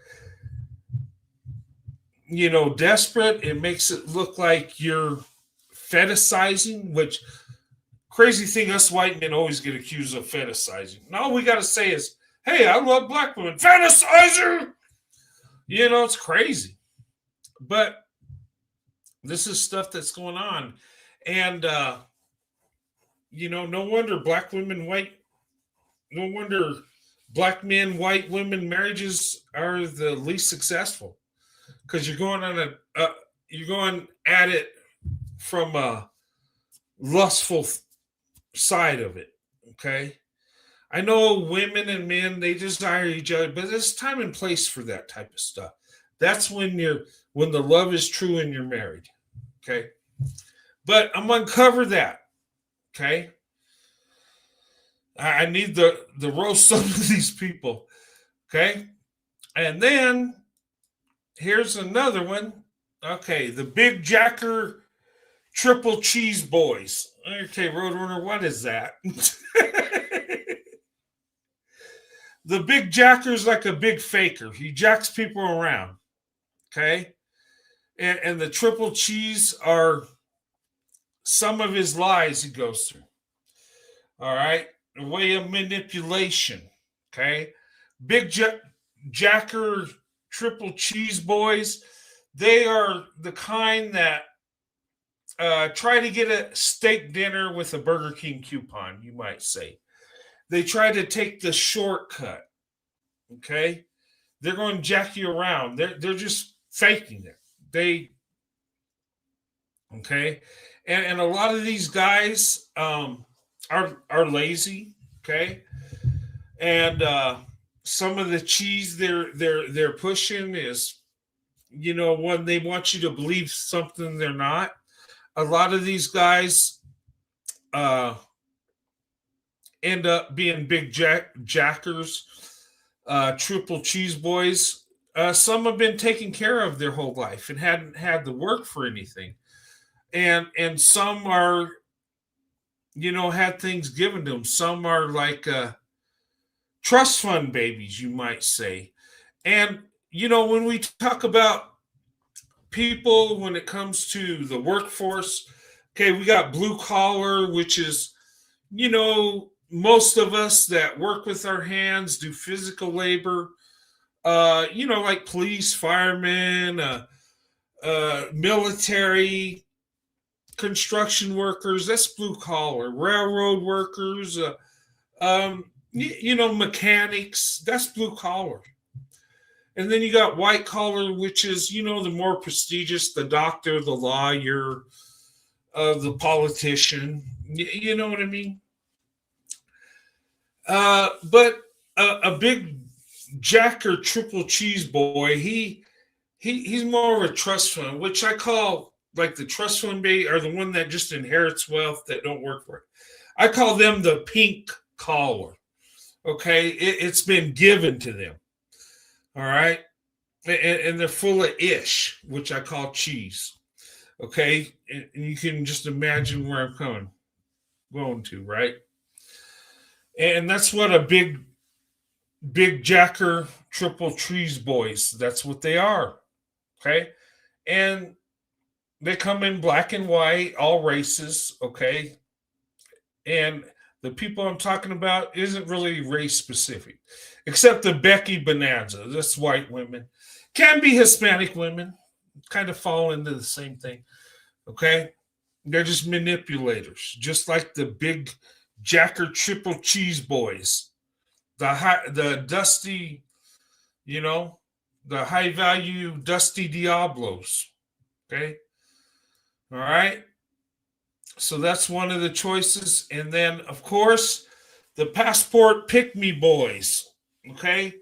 These are the jokers that maybe they're dating, marriage situation didn't go too well in America. And it's mostly because of the choices they make. But they don't want to take responsibility and believe it's their fault. So they go overseas. A lot of times the third world countries, and thinking they're going to find a traditional wife. Okay. You want a traditional wife, you can have it in America. You don't have to go overseas. You really don't. Okay. Especially black women. Some of the most traditional women I've seen are black women. Seriously. Women of faith, women that believe in families. I'm a traditional man, and I invested in the black woman. I'm just saying. Okay? But a lot of these passport pick-me boys, they're trying to live a fantasy. They're looking for something that many times ain't there, and they really don't have the value they think they do. Okay? You guys have, followed the passport bros. They say they're going for a traditional wife, end up, dealing with the overseas sex trade. I mean, sleeping with women, and I don't want to go into that, but that's a lot of times what happens. And the men that have money, sometimes they'll marry these women and bring them home, and they get their green card, they're gone. Okay, so you got to be careful on that stuff. But I'm going to go into this, and I don't like the passport bro thing. I'm going to be honest, I'm against it. Okay, and the reason is because you're selling a fantasy. Now, if you want to go overseas and marry a woman, or that, nothing wrong with marrying a foreign national if you're truly in love. I'm not against that. I know, I've been in the military. I know some guys that are married to Asian women and German women and, women, foreign nationals, and their marriage ends up being beautiful and amazing. Okay. But then I've seen guys marry foreign nationals and just get the short end of the stick. Okay. And I don't mean to be a Debbie Downer, you might say, or be negative, but most people that marry foreign nationals in third world countries, their marriages usually don't do too well. And I'm being honest. Okay. Don't just think the grass is greener over the hill. And, these women in third world countries will treat you like a king. They will. Okay. But it's not because they think you're great. It's what you got a lot of times. Okay. Not all. Some people go overseas and find a good wife. I'm not saying it can't happen, but more times than not, it don't happen. I'm just being honest. Okay. We in America, we have every racial group of women.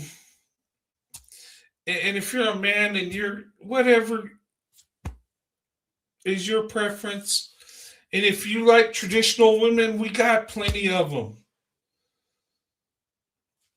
And just a lot of these men are not traditional men, and they're not providers. And you got to be a provider to have a traditional wife. I'm sorry. It's the way it is. Okay. It don't work going 50-50 and having a traditional wife. Okay. And trying to get her to be like our grandmothers were back in the day. World's changed. Okay. And if she's working, bringing in half the money, you're going to have to help out with taking care of the children and cleaning the house too. Okay. You can't just say that's a woman's job. No. 50-50 means 50-50 everything. And if you're not doing that, you're going to burn out your wife and it's not good. Okay. Just saying. Okay. But vote on that. I'm going to have a fun roast show. And look, I'm not roasting anybody that don't deserve it. Okay, I'm not going to go into a man that's married to an Asian wife and they're just loving on each other. I don't do that. But these jokers that go in and tell him, hey, all you need to do is get a passport, and there's traditional women and black women, ain't worth it. So we got to go over here. Now, those guys I'm going in on because they're liars. Okay? All right. And I'm going in on swirlers. The ones that swirl for lust, I'm coming for you. I'm going to roast you. I'm sorry. Just got to do it. But those that swirl to investment, that, swirl because they love each other and, they're with each other because of love, I leave them alone. Okay. But the ones that want to go bowling for Becky's to get that high body count and leave them single mothers, I might go in on you. And those white men that, sleep with black women because they're feeling a lustful fantasy, I'm coming for you. Okay? Especially white men that do that. Because I'm not going to have you represent me and men like me that truly love black women. That's crap. Okay? Sometimes you got to roast. You got to. Especially passport bros. Don't get young men thinking they're going to find something over there. Okay? Costs a lot of money to get a foreign national as a wife. And marriage takes time, don't it? Don't you got to get to know the person, make sure you're a good fit, make sure she loves you for you and not the money you have in your pocket? Just saying. And these high-value dusty Diablos that are telling black women she can be a lawyer, but she needs to date the bus driver type crap. That Tyler Ferry garbage. Okay, I don't. My opinion is if black women have to settle, they need to open up their options and get out of the community. If that's what they're expected to do. Okay. Black women deserve better. So anyway. But that's some of the things I'm going to be doing. I'm going to still have my roast shows. Okay, I don't do it when people ain't messing with me. I leave people alone. That's why you don't see me roasting all the time. If it's not needed, it's not needed. But there's some of these jokers I need to go in on. Okay, and look, you know, people need to stop trashing black women and white men. We're doing pretty good. Okay, we're leading the way in marriage, so people should, leave us alone and learn from us. Just saying. Okay.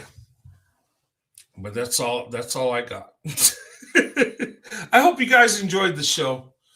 And I'm sorry, I really don't like getting in politics. I don't. I see so much crap on the news. I'm burned out. I want to talk about coming together with love and marriage. I want to talk about taking our swirl to investment. I want to share with you the blessings I've had in my life. I want to share with you the beauty I see in black women, the character I see in black women. I want to talk about that. I want to talk about the blessings we have in America, and I love black women in all countries. I do.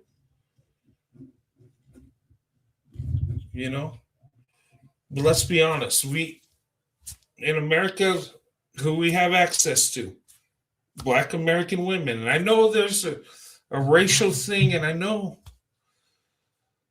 But look, you can find a black woman that loves you, that accepts you for who you are, that don't blame you for slavery, Jim Crow, and every evil thing a white man's done since the beginning of time, that holds you accountable for what you do. Okay? And that's how we should treat people anyway. Hold them accountable for what they do. Right? Okay. Passport bros are just broke Johns. Yeah, they are. They're participating in prostitution's all they're doing. There are some guys that go overseas looking for a wife, and and those are the ones that really get hurt because they believe in that fantasy. They believe that Filipina is going to be the ultimate wife, or that Brazilian woman's just going to cater to him his whole life. And they buy into that, thinking, oh, well, they're just America's corrupted women in America. And they go over there believing that, and they end up getting taken advantage of. I'm just saying.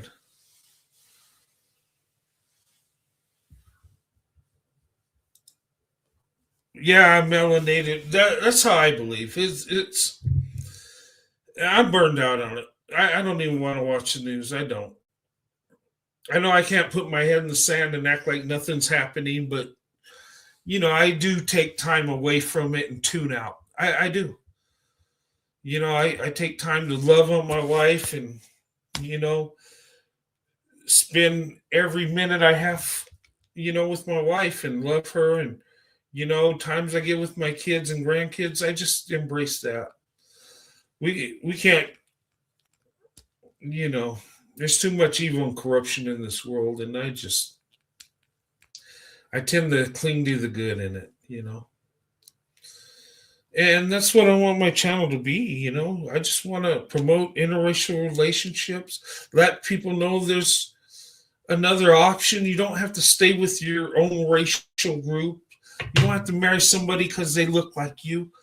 Marry somebody because that's who you love, that loves you.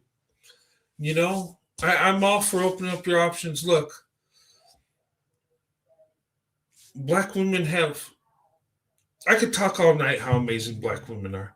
And I know sometimes people get tired of it. You guys might get tired of me saying it. But I can't help it. I've been blessed. And I just feel good, showing love to black women. It makes me feel good. It makes me happy.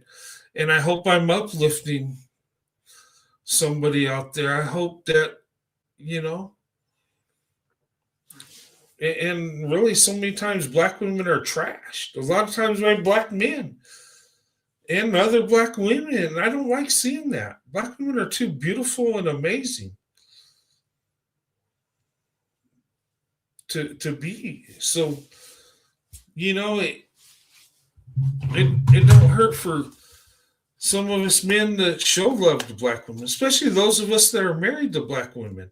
Show black women love. I love my wife, and I'm not afraid to say I love her, and I want the world to know I love her. I want the world to know I think black women are amazing and beautiful. I want the world to know that.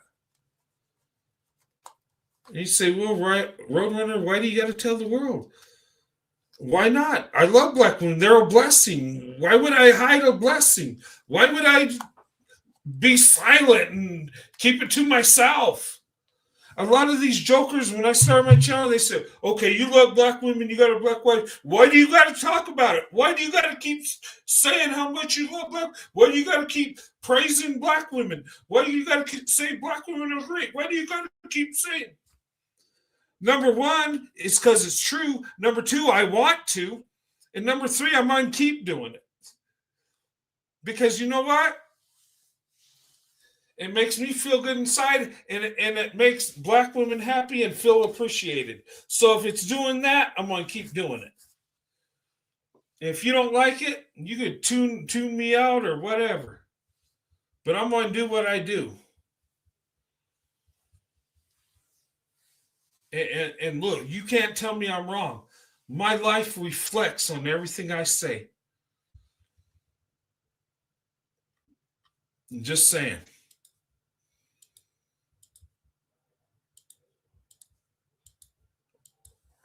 But anyway. All right, guys. But anyway, I just wanted to come on here and,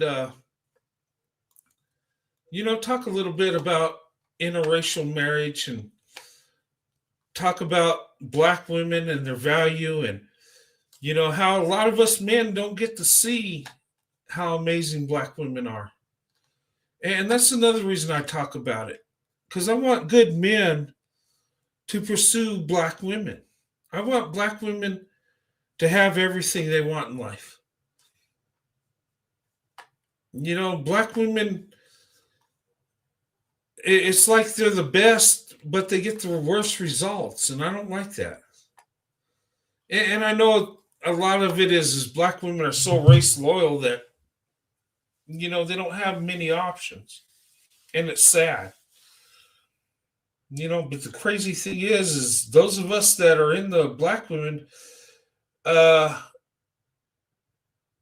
we end up doing all right. Even though black women are a smaller group, and even though most only are with black men, we still are blessed by black women. So, and I'm okay with that. I prayed for a black wife, and I got one.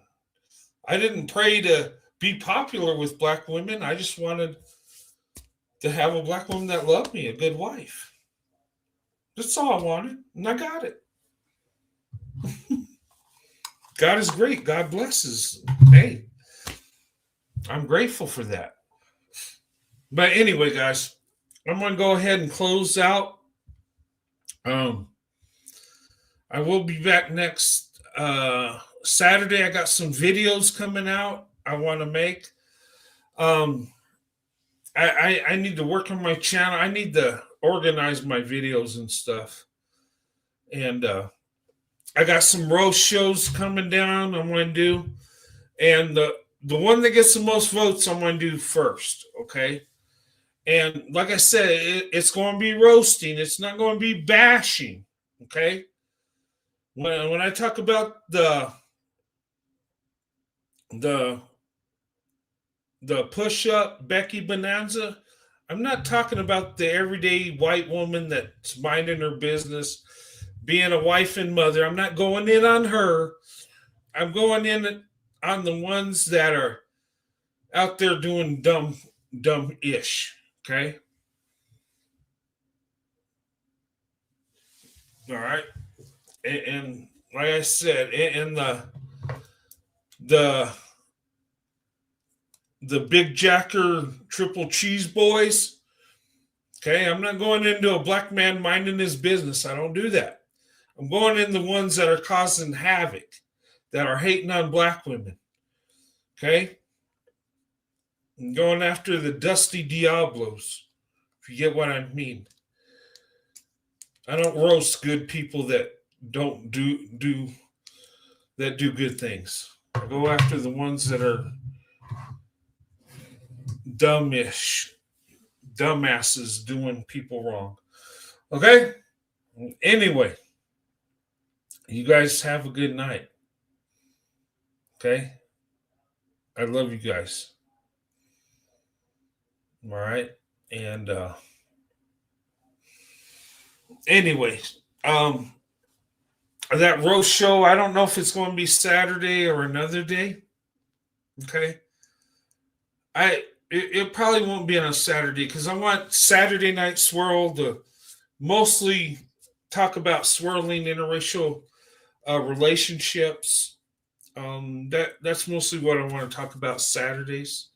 Love and marriage, interracial relationships. I might talk about, biracial children that come from our, black women and white men that love each other. We have biracial children, right? Might talk a little bit about that. And how we, if we have biracial children, how we should, raise them and teach them, to love themselves and not, love one part of the family more than the other. Okay? That's important. That anyway. Alexander, good to see you, brother. Okay. But anyway, guys, I'm going to go ahead and say a prayer. And then I'm going to dismiss. And we'll go about our weekend. I got to take care of my wife. I've been on here a couple hours now. But you guys have a good weekend. All right? And be safe out there. That winter storm is nationwide. I'm in New Mexico. We're getting hit. It's a big storm. Be careful out there. Roads are icy. Those of you here in New Mexico, we don't get much bad weather. And especially those of you in Texas, those ice storms, be careful. Okay? Be careful. And across our nation, okay? If you got to drive in it to go to work, just be careful. Take your time. Understand, cars cannot stop any faster on ice or snow. In fact, it takes longer to stop. You slide. Okay? And don't get overconfident because you have a four-wheel drive. Okay? You don't have any more stopping power. Okay? But it's good to have four-wheel drive. You get more traction. And you're better off in front-wheel drive cars because you're pulling instead of pushing. Okay? I always buy front-wheel drive cars just for that reason. Because if I'm ever on ice or snow, it handles better than rear-wheel drive, right? I always buy front-wheel drive cars for that reason. If I don't have a four-wheel drive, right? I like four-wheel drives, but I love front-wheel drive cars, especially in rough weather. Okay? Be safe out there. Okay? Let me go ahead and say a prayer, and then we'll go about our weekend. Lord, thank you so much for this show tonight, Lord. Thank you for allowing me to come up here and talk to people, Lord. And I pray that more black women, white men, more black women, non-black men get together, find each other for love and marriage, Lord. And I pray that you bless black women, Lord, and uplift them and let them know how beautiful and amazing they are, Lord. And us as men, I pray you give us the courage to stand up for the black women, the black woman, to defend black women, Lord. I pray you get that courage in us and let us be able to show our love and respect for black women, Lord. and let us not be a silent voice, but to speak, and not be ashamed to show our love for Black women in our lives, for our wives, Lord, and for Black women that are our friends and that are in our lives that have blessed us, Lord.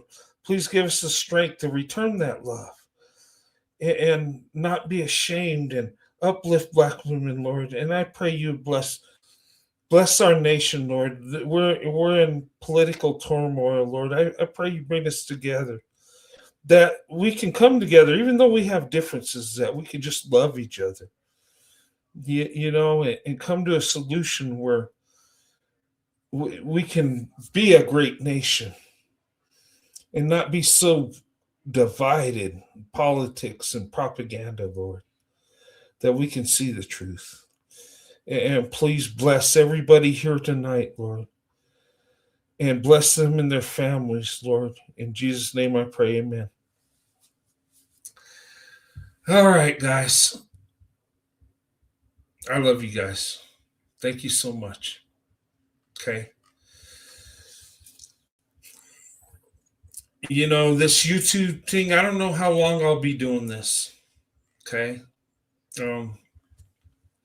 And I would say to other content creators, YouTube is a beautiful thing. YouTube can be a heartbreaker too, and don't let it get you down, and I've dealt with that. There have been times my views were through the roof. People were coming in, talking and feeling good. There's been sometimes nobody really watches. People are mad at you. That's the nature of it. Don't let that get you down. For me, I'm going to just embrace what I got and how long it lasts. I'm grateful for it. I'm not one of those big channels, but I'm happy with what I got. I'm content. And, you guys that come in and listen to me and support this channel, I don't take you for granted at all. I know without you, I wouldn't be here. And without you, I wouldn't have the blessings I do. So I thank you for your support. I thank you for your love. And I want to give a shout out to a content creator, my friend. And, he's going through some things. And you guys know Cup of Joe show? He's a good man. He loves Black women. He's married to a Black woman. And I just suggest go over to him, watch his show, and show him some love. He's a good man. And I don't like seeing anybody hurt or going through anything. And I would say to my brother Joe, keep your head up, brother. Okay, I know it's easier said than done. And look, I know the views went down. My views have gone down. I don't get, and it hurts. It does. I have some friends that got mad at me and never talked to me again.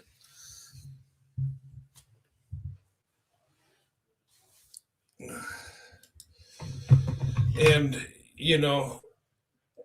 let me pull it up here real quick.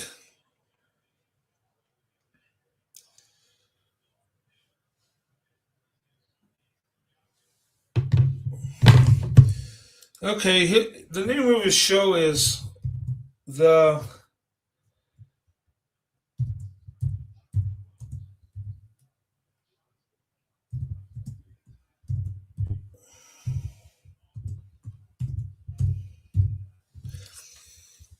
This is the name of his show,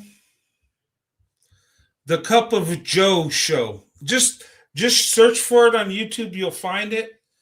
Okay, and look, this guy is real. He loves Black women. He's married to a Black woman. He's got a biracial daughter. He's down for Black women. He's not one of these faker guys that just say, "Oh, I love Black women for views." He don't do that.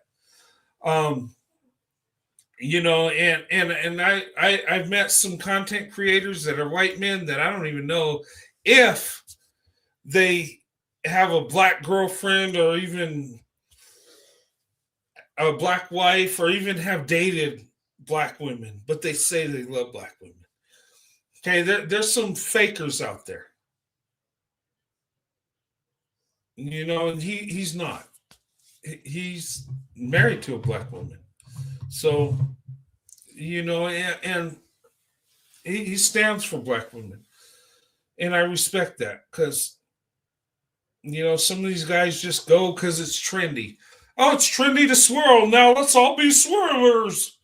You know, and he's not like that. He has, you know, there are people that swirl because it's an in thing, or, you know, they might have some lustful reason or see what it's like. But those of us men that love black women, we're married to black women. Okay? That swirl to investment, it's not something we just say. It's for us, it's a way of life. Okay? And in my life, black women have been a part of my life since I was a child. And Cup of Joe, same thing. Okay. You know, and he's been a good friend to me, and you know, we don't, you know, we don't think exactly alike, of course, but I know one thing: he loves black women. And, you know, and that's a beautiful thing, because there's a lot of white men that, you know, that date black women or married to black women, but they don't go around uplifting black women. But Joe does that. Okay. But anyway, go over there, show him some love. Watch some of his videos. He's a good man. He's hardworking. You know,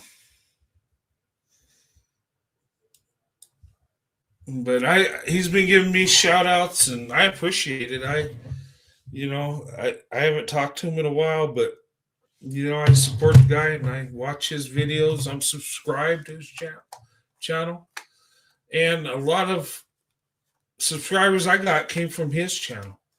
So, you know, but anyway, guys, I hope you guys have a good weekend.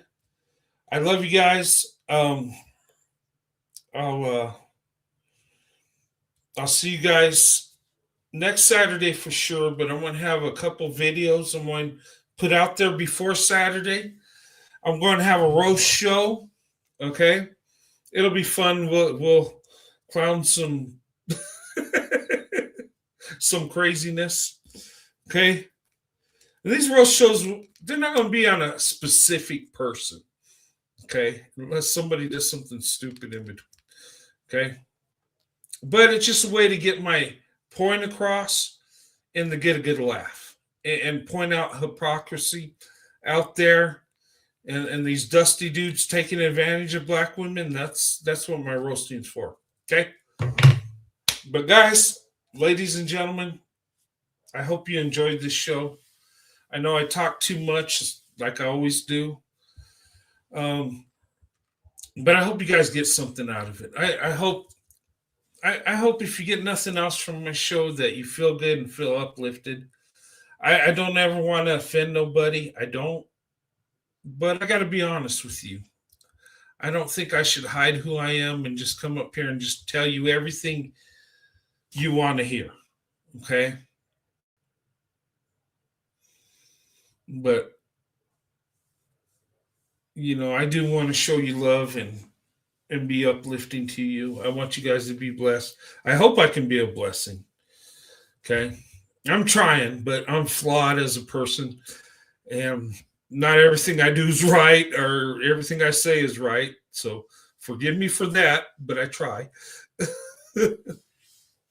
But I love you guys, and I thank you for your support. The love that you give me and Sandy, it's highly appreciated, and I'm very grateful. Both me and my wife are. And thank you for being a part of the Roadrunner family. Thank you for being part of this platform. And I plan on being here a while, okay? I don't plan on going anywhere, but you never know. YouTube might say, Roadrunner, we don't like your content no more. You're gone. I hope that never happens, but you never know. Or you guys might get tired of listening to Roadrunner. Okay, same old stuff. Yeah, he's boring. I'm going somewhere else. I tried for that not to happen, but but anyway. But for what it's worth, if it ended tonight, I'd be grateful for everything that you guys have done for me, the love you have shown to me and my wife. I'm grateful for the times we had on YouTube. And look, I'm not going nowhere. This ain't my outgoing speech. Look, if I have my way, I'll be an old man doing this. Say, man, I remember that guy wasn't so old, but hey, it is what it is. Alexander, I just did a news live stream. Okay, we'll check that out. And yeah, go over to Alexander Brandon's channel. Show him some love. He's a good man. He loves black women, and he's got a good heart. He's and he works hard on this YouTube. Showing black women love and respect. And anyway.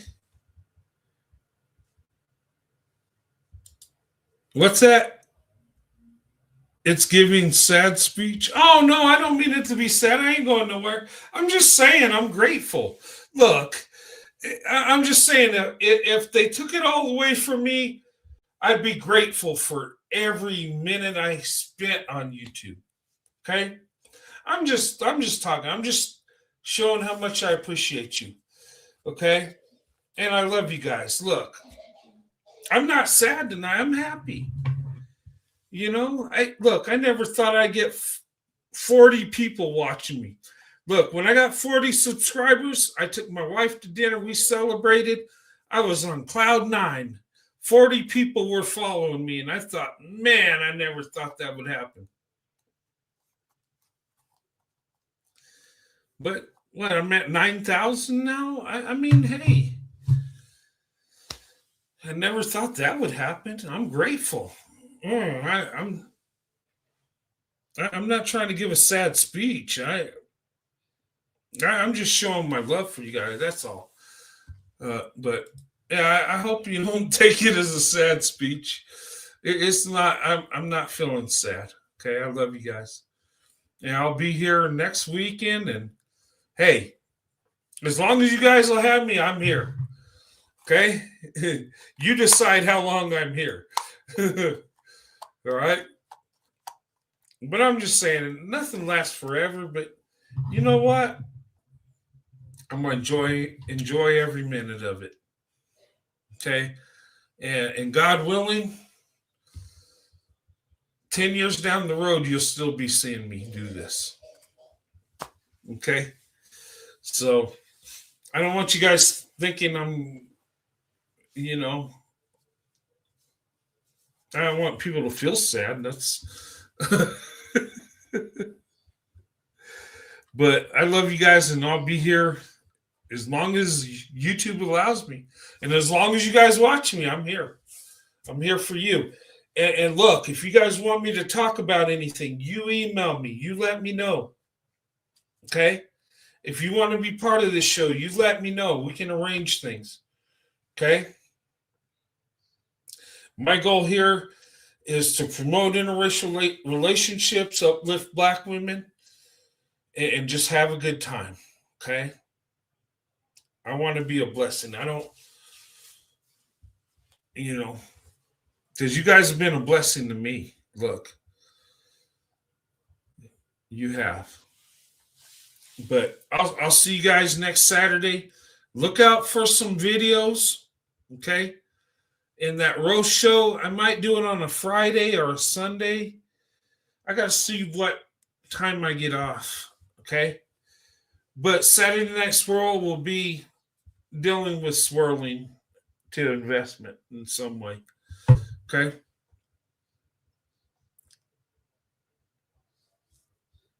All right. Who knows? I might do a double show Saturday. Maybe. I don't know. We'll see. I'll see what time I get off work. But I got to really prepare for something like that. And I don't know if I'll do that because people get burnt out and won't watch the second show, and I'll have two people on there.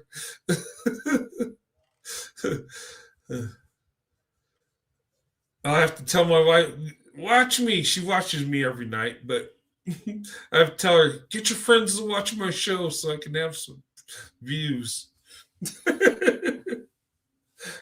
No. Actually, my wife's friends watch me too.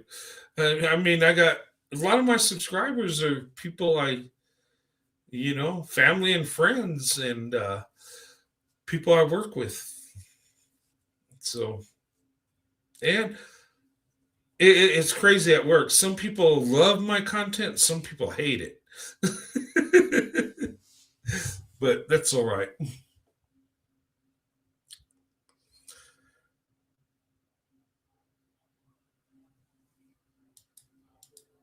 Show videos of white men and African women.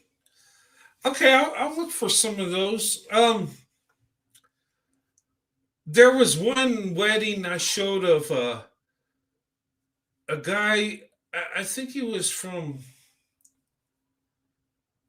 Scotland, and he married an African woman, and they had a big ceremony. I think that's where he's from. Don't quote me on that, but from some European country, and it was a nice video.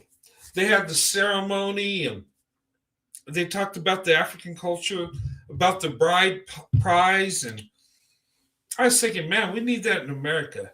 I could go to my son-in-law. He owes me some money on that bride prize. I need to collect because my daughter's educated, and he did pay for some of the college, so I have to give him a discount. But no, just joking aside. But hey, I like that culture. You show your wealth, and and hey, maybe the Africans are doing something we can learn from. I'm just saying. But yeah, I'll look for videos like that. Sure, we'll cover that if that's what you want to see. Yeah. And if there's African women out there that want to talk about your culture and what goes on over there, hey, send me an email. I'll have you on the show, and yes, that's true. It goes higher for educated daughters. My daughters are highly educated.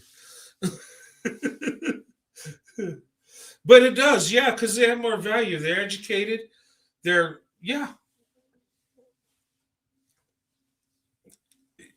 And yeah.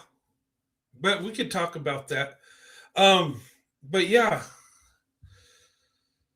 Yeah, I love seeing stuff like that. And I think African women are amazing, beautiful women. I've never been over there in Africa, but the African women I know in America are amazing women, and the African women I met are amazing. They got a beautiful spirit, and they're just good people. I mean, and from what I've seen in the African women I met, if I was a young single guy, yeah, I could easily get married in Africa. I think, yeah. But anyway, but you guys have a good night. God bless. I'll see you guys next Saturday.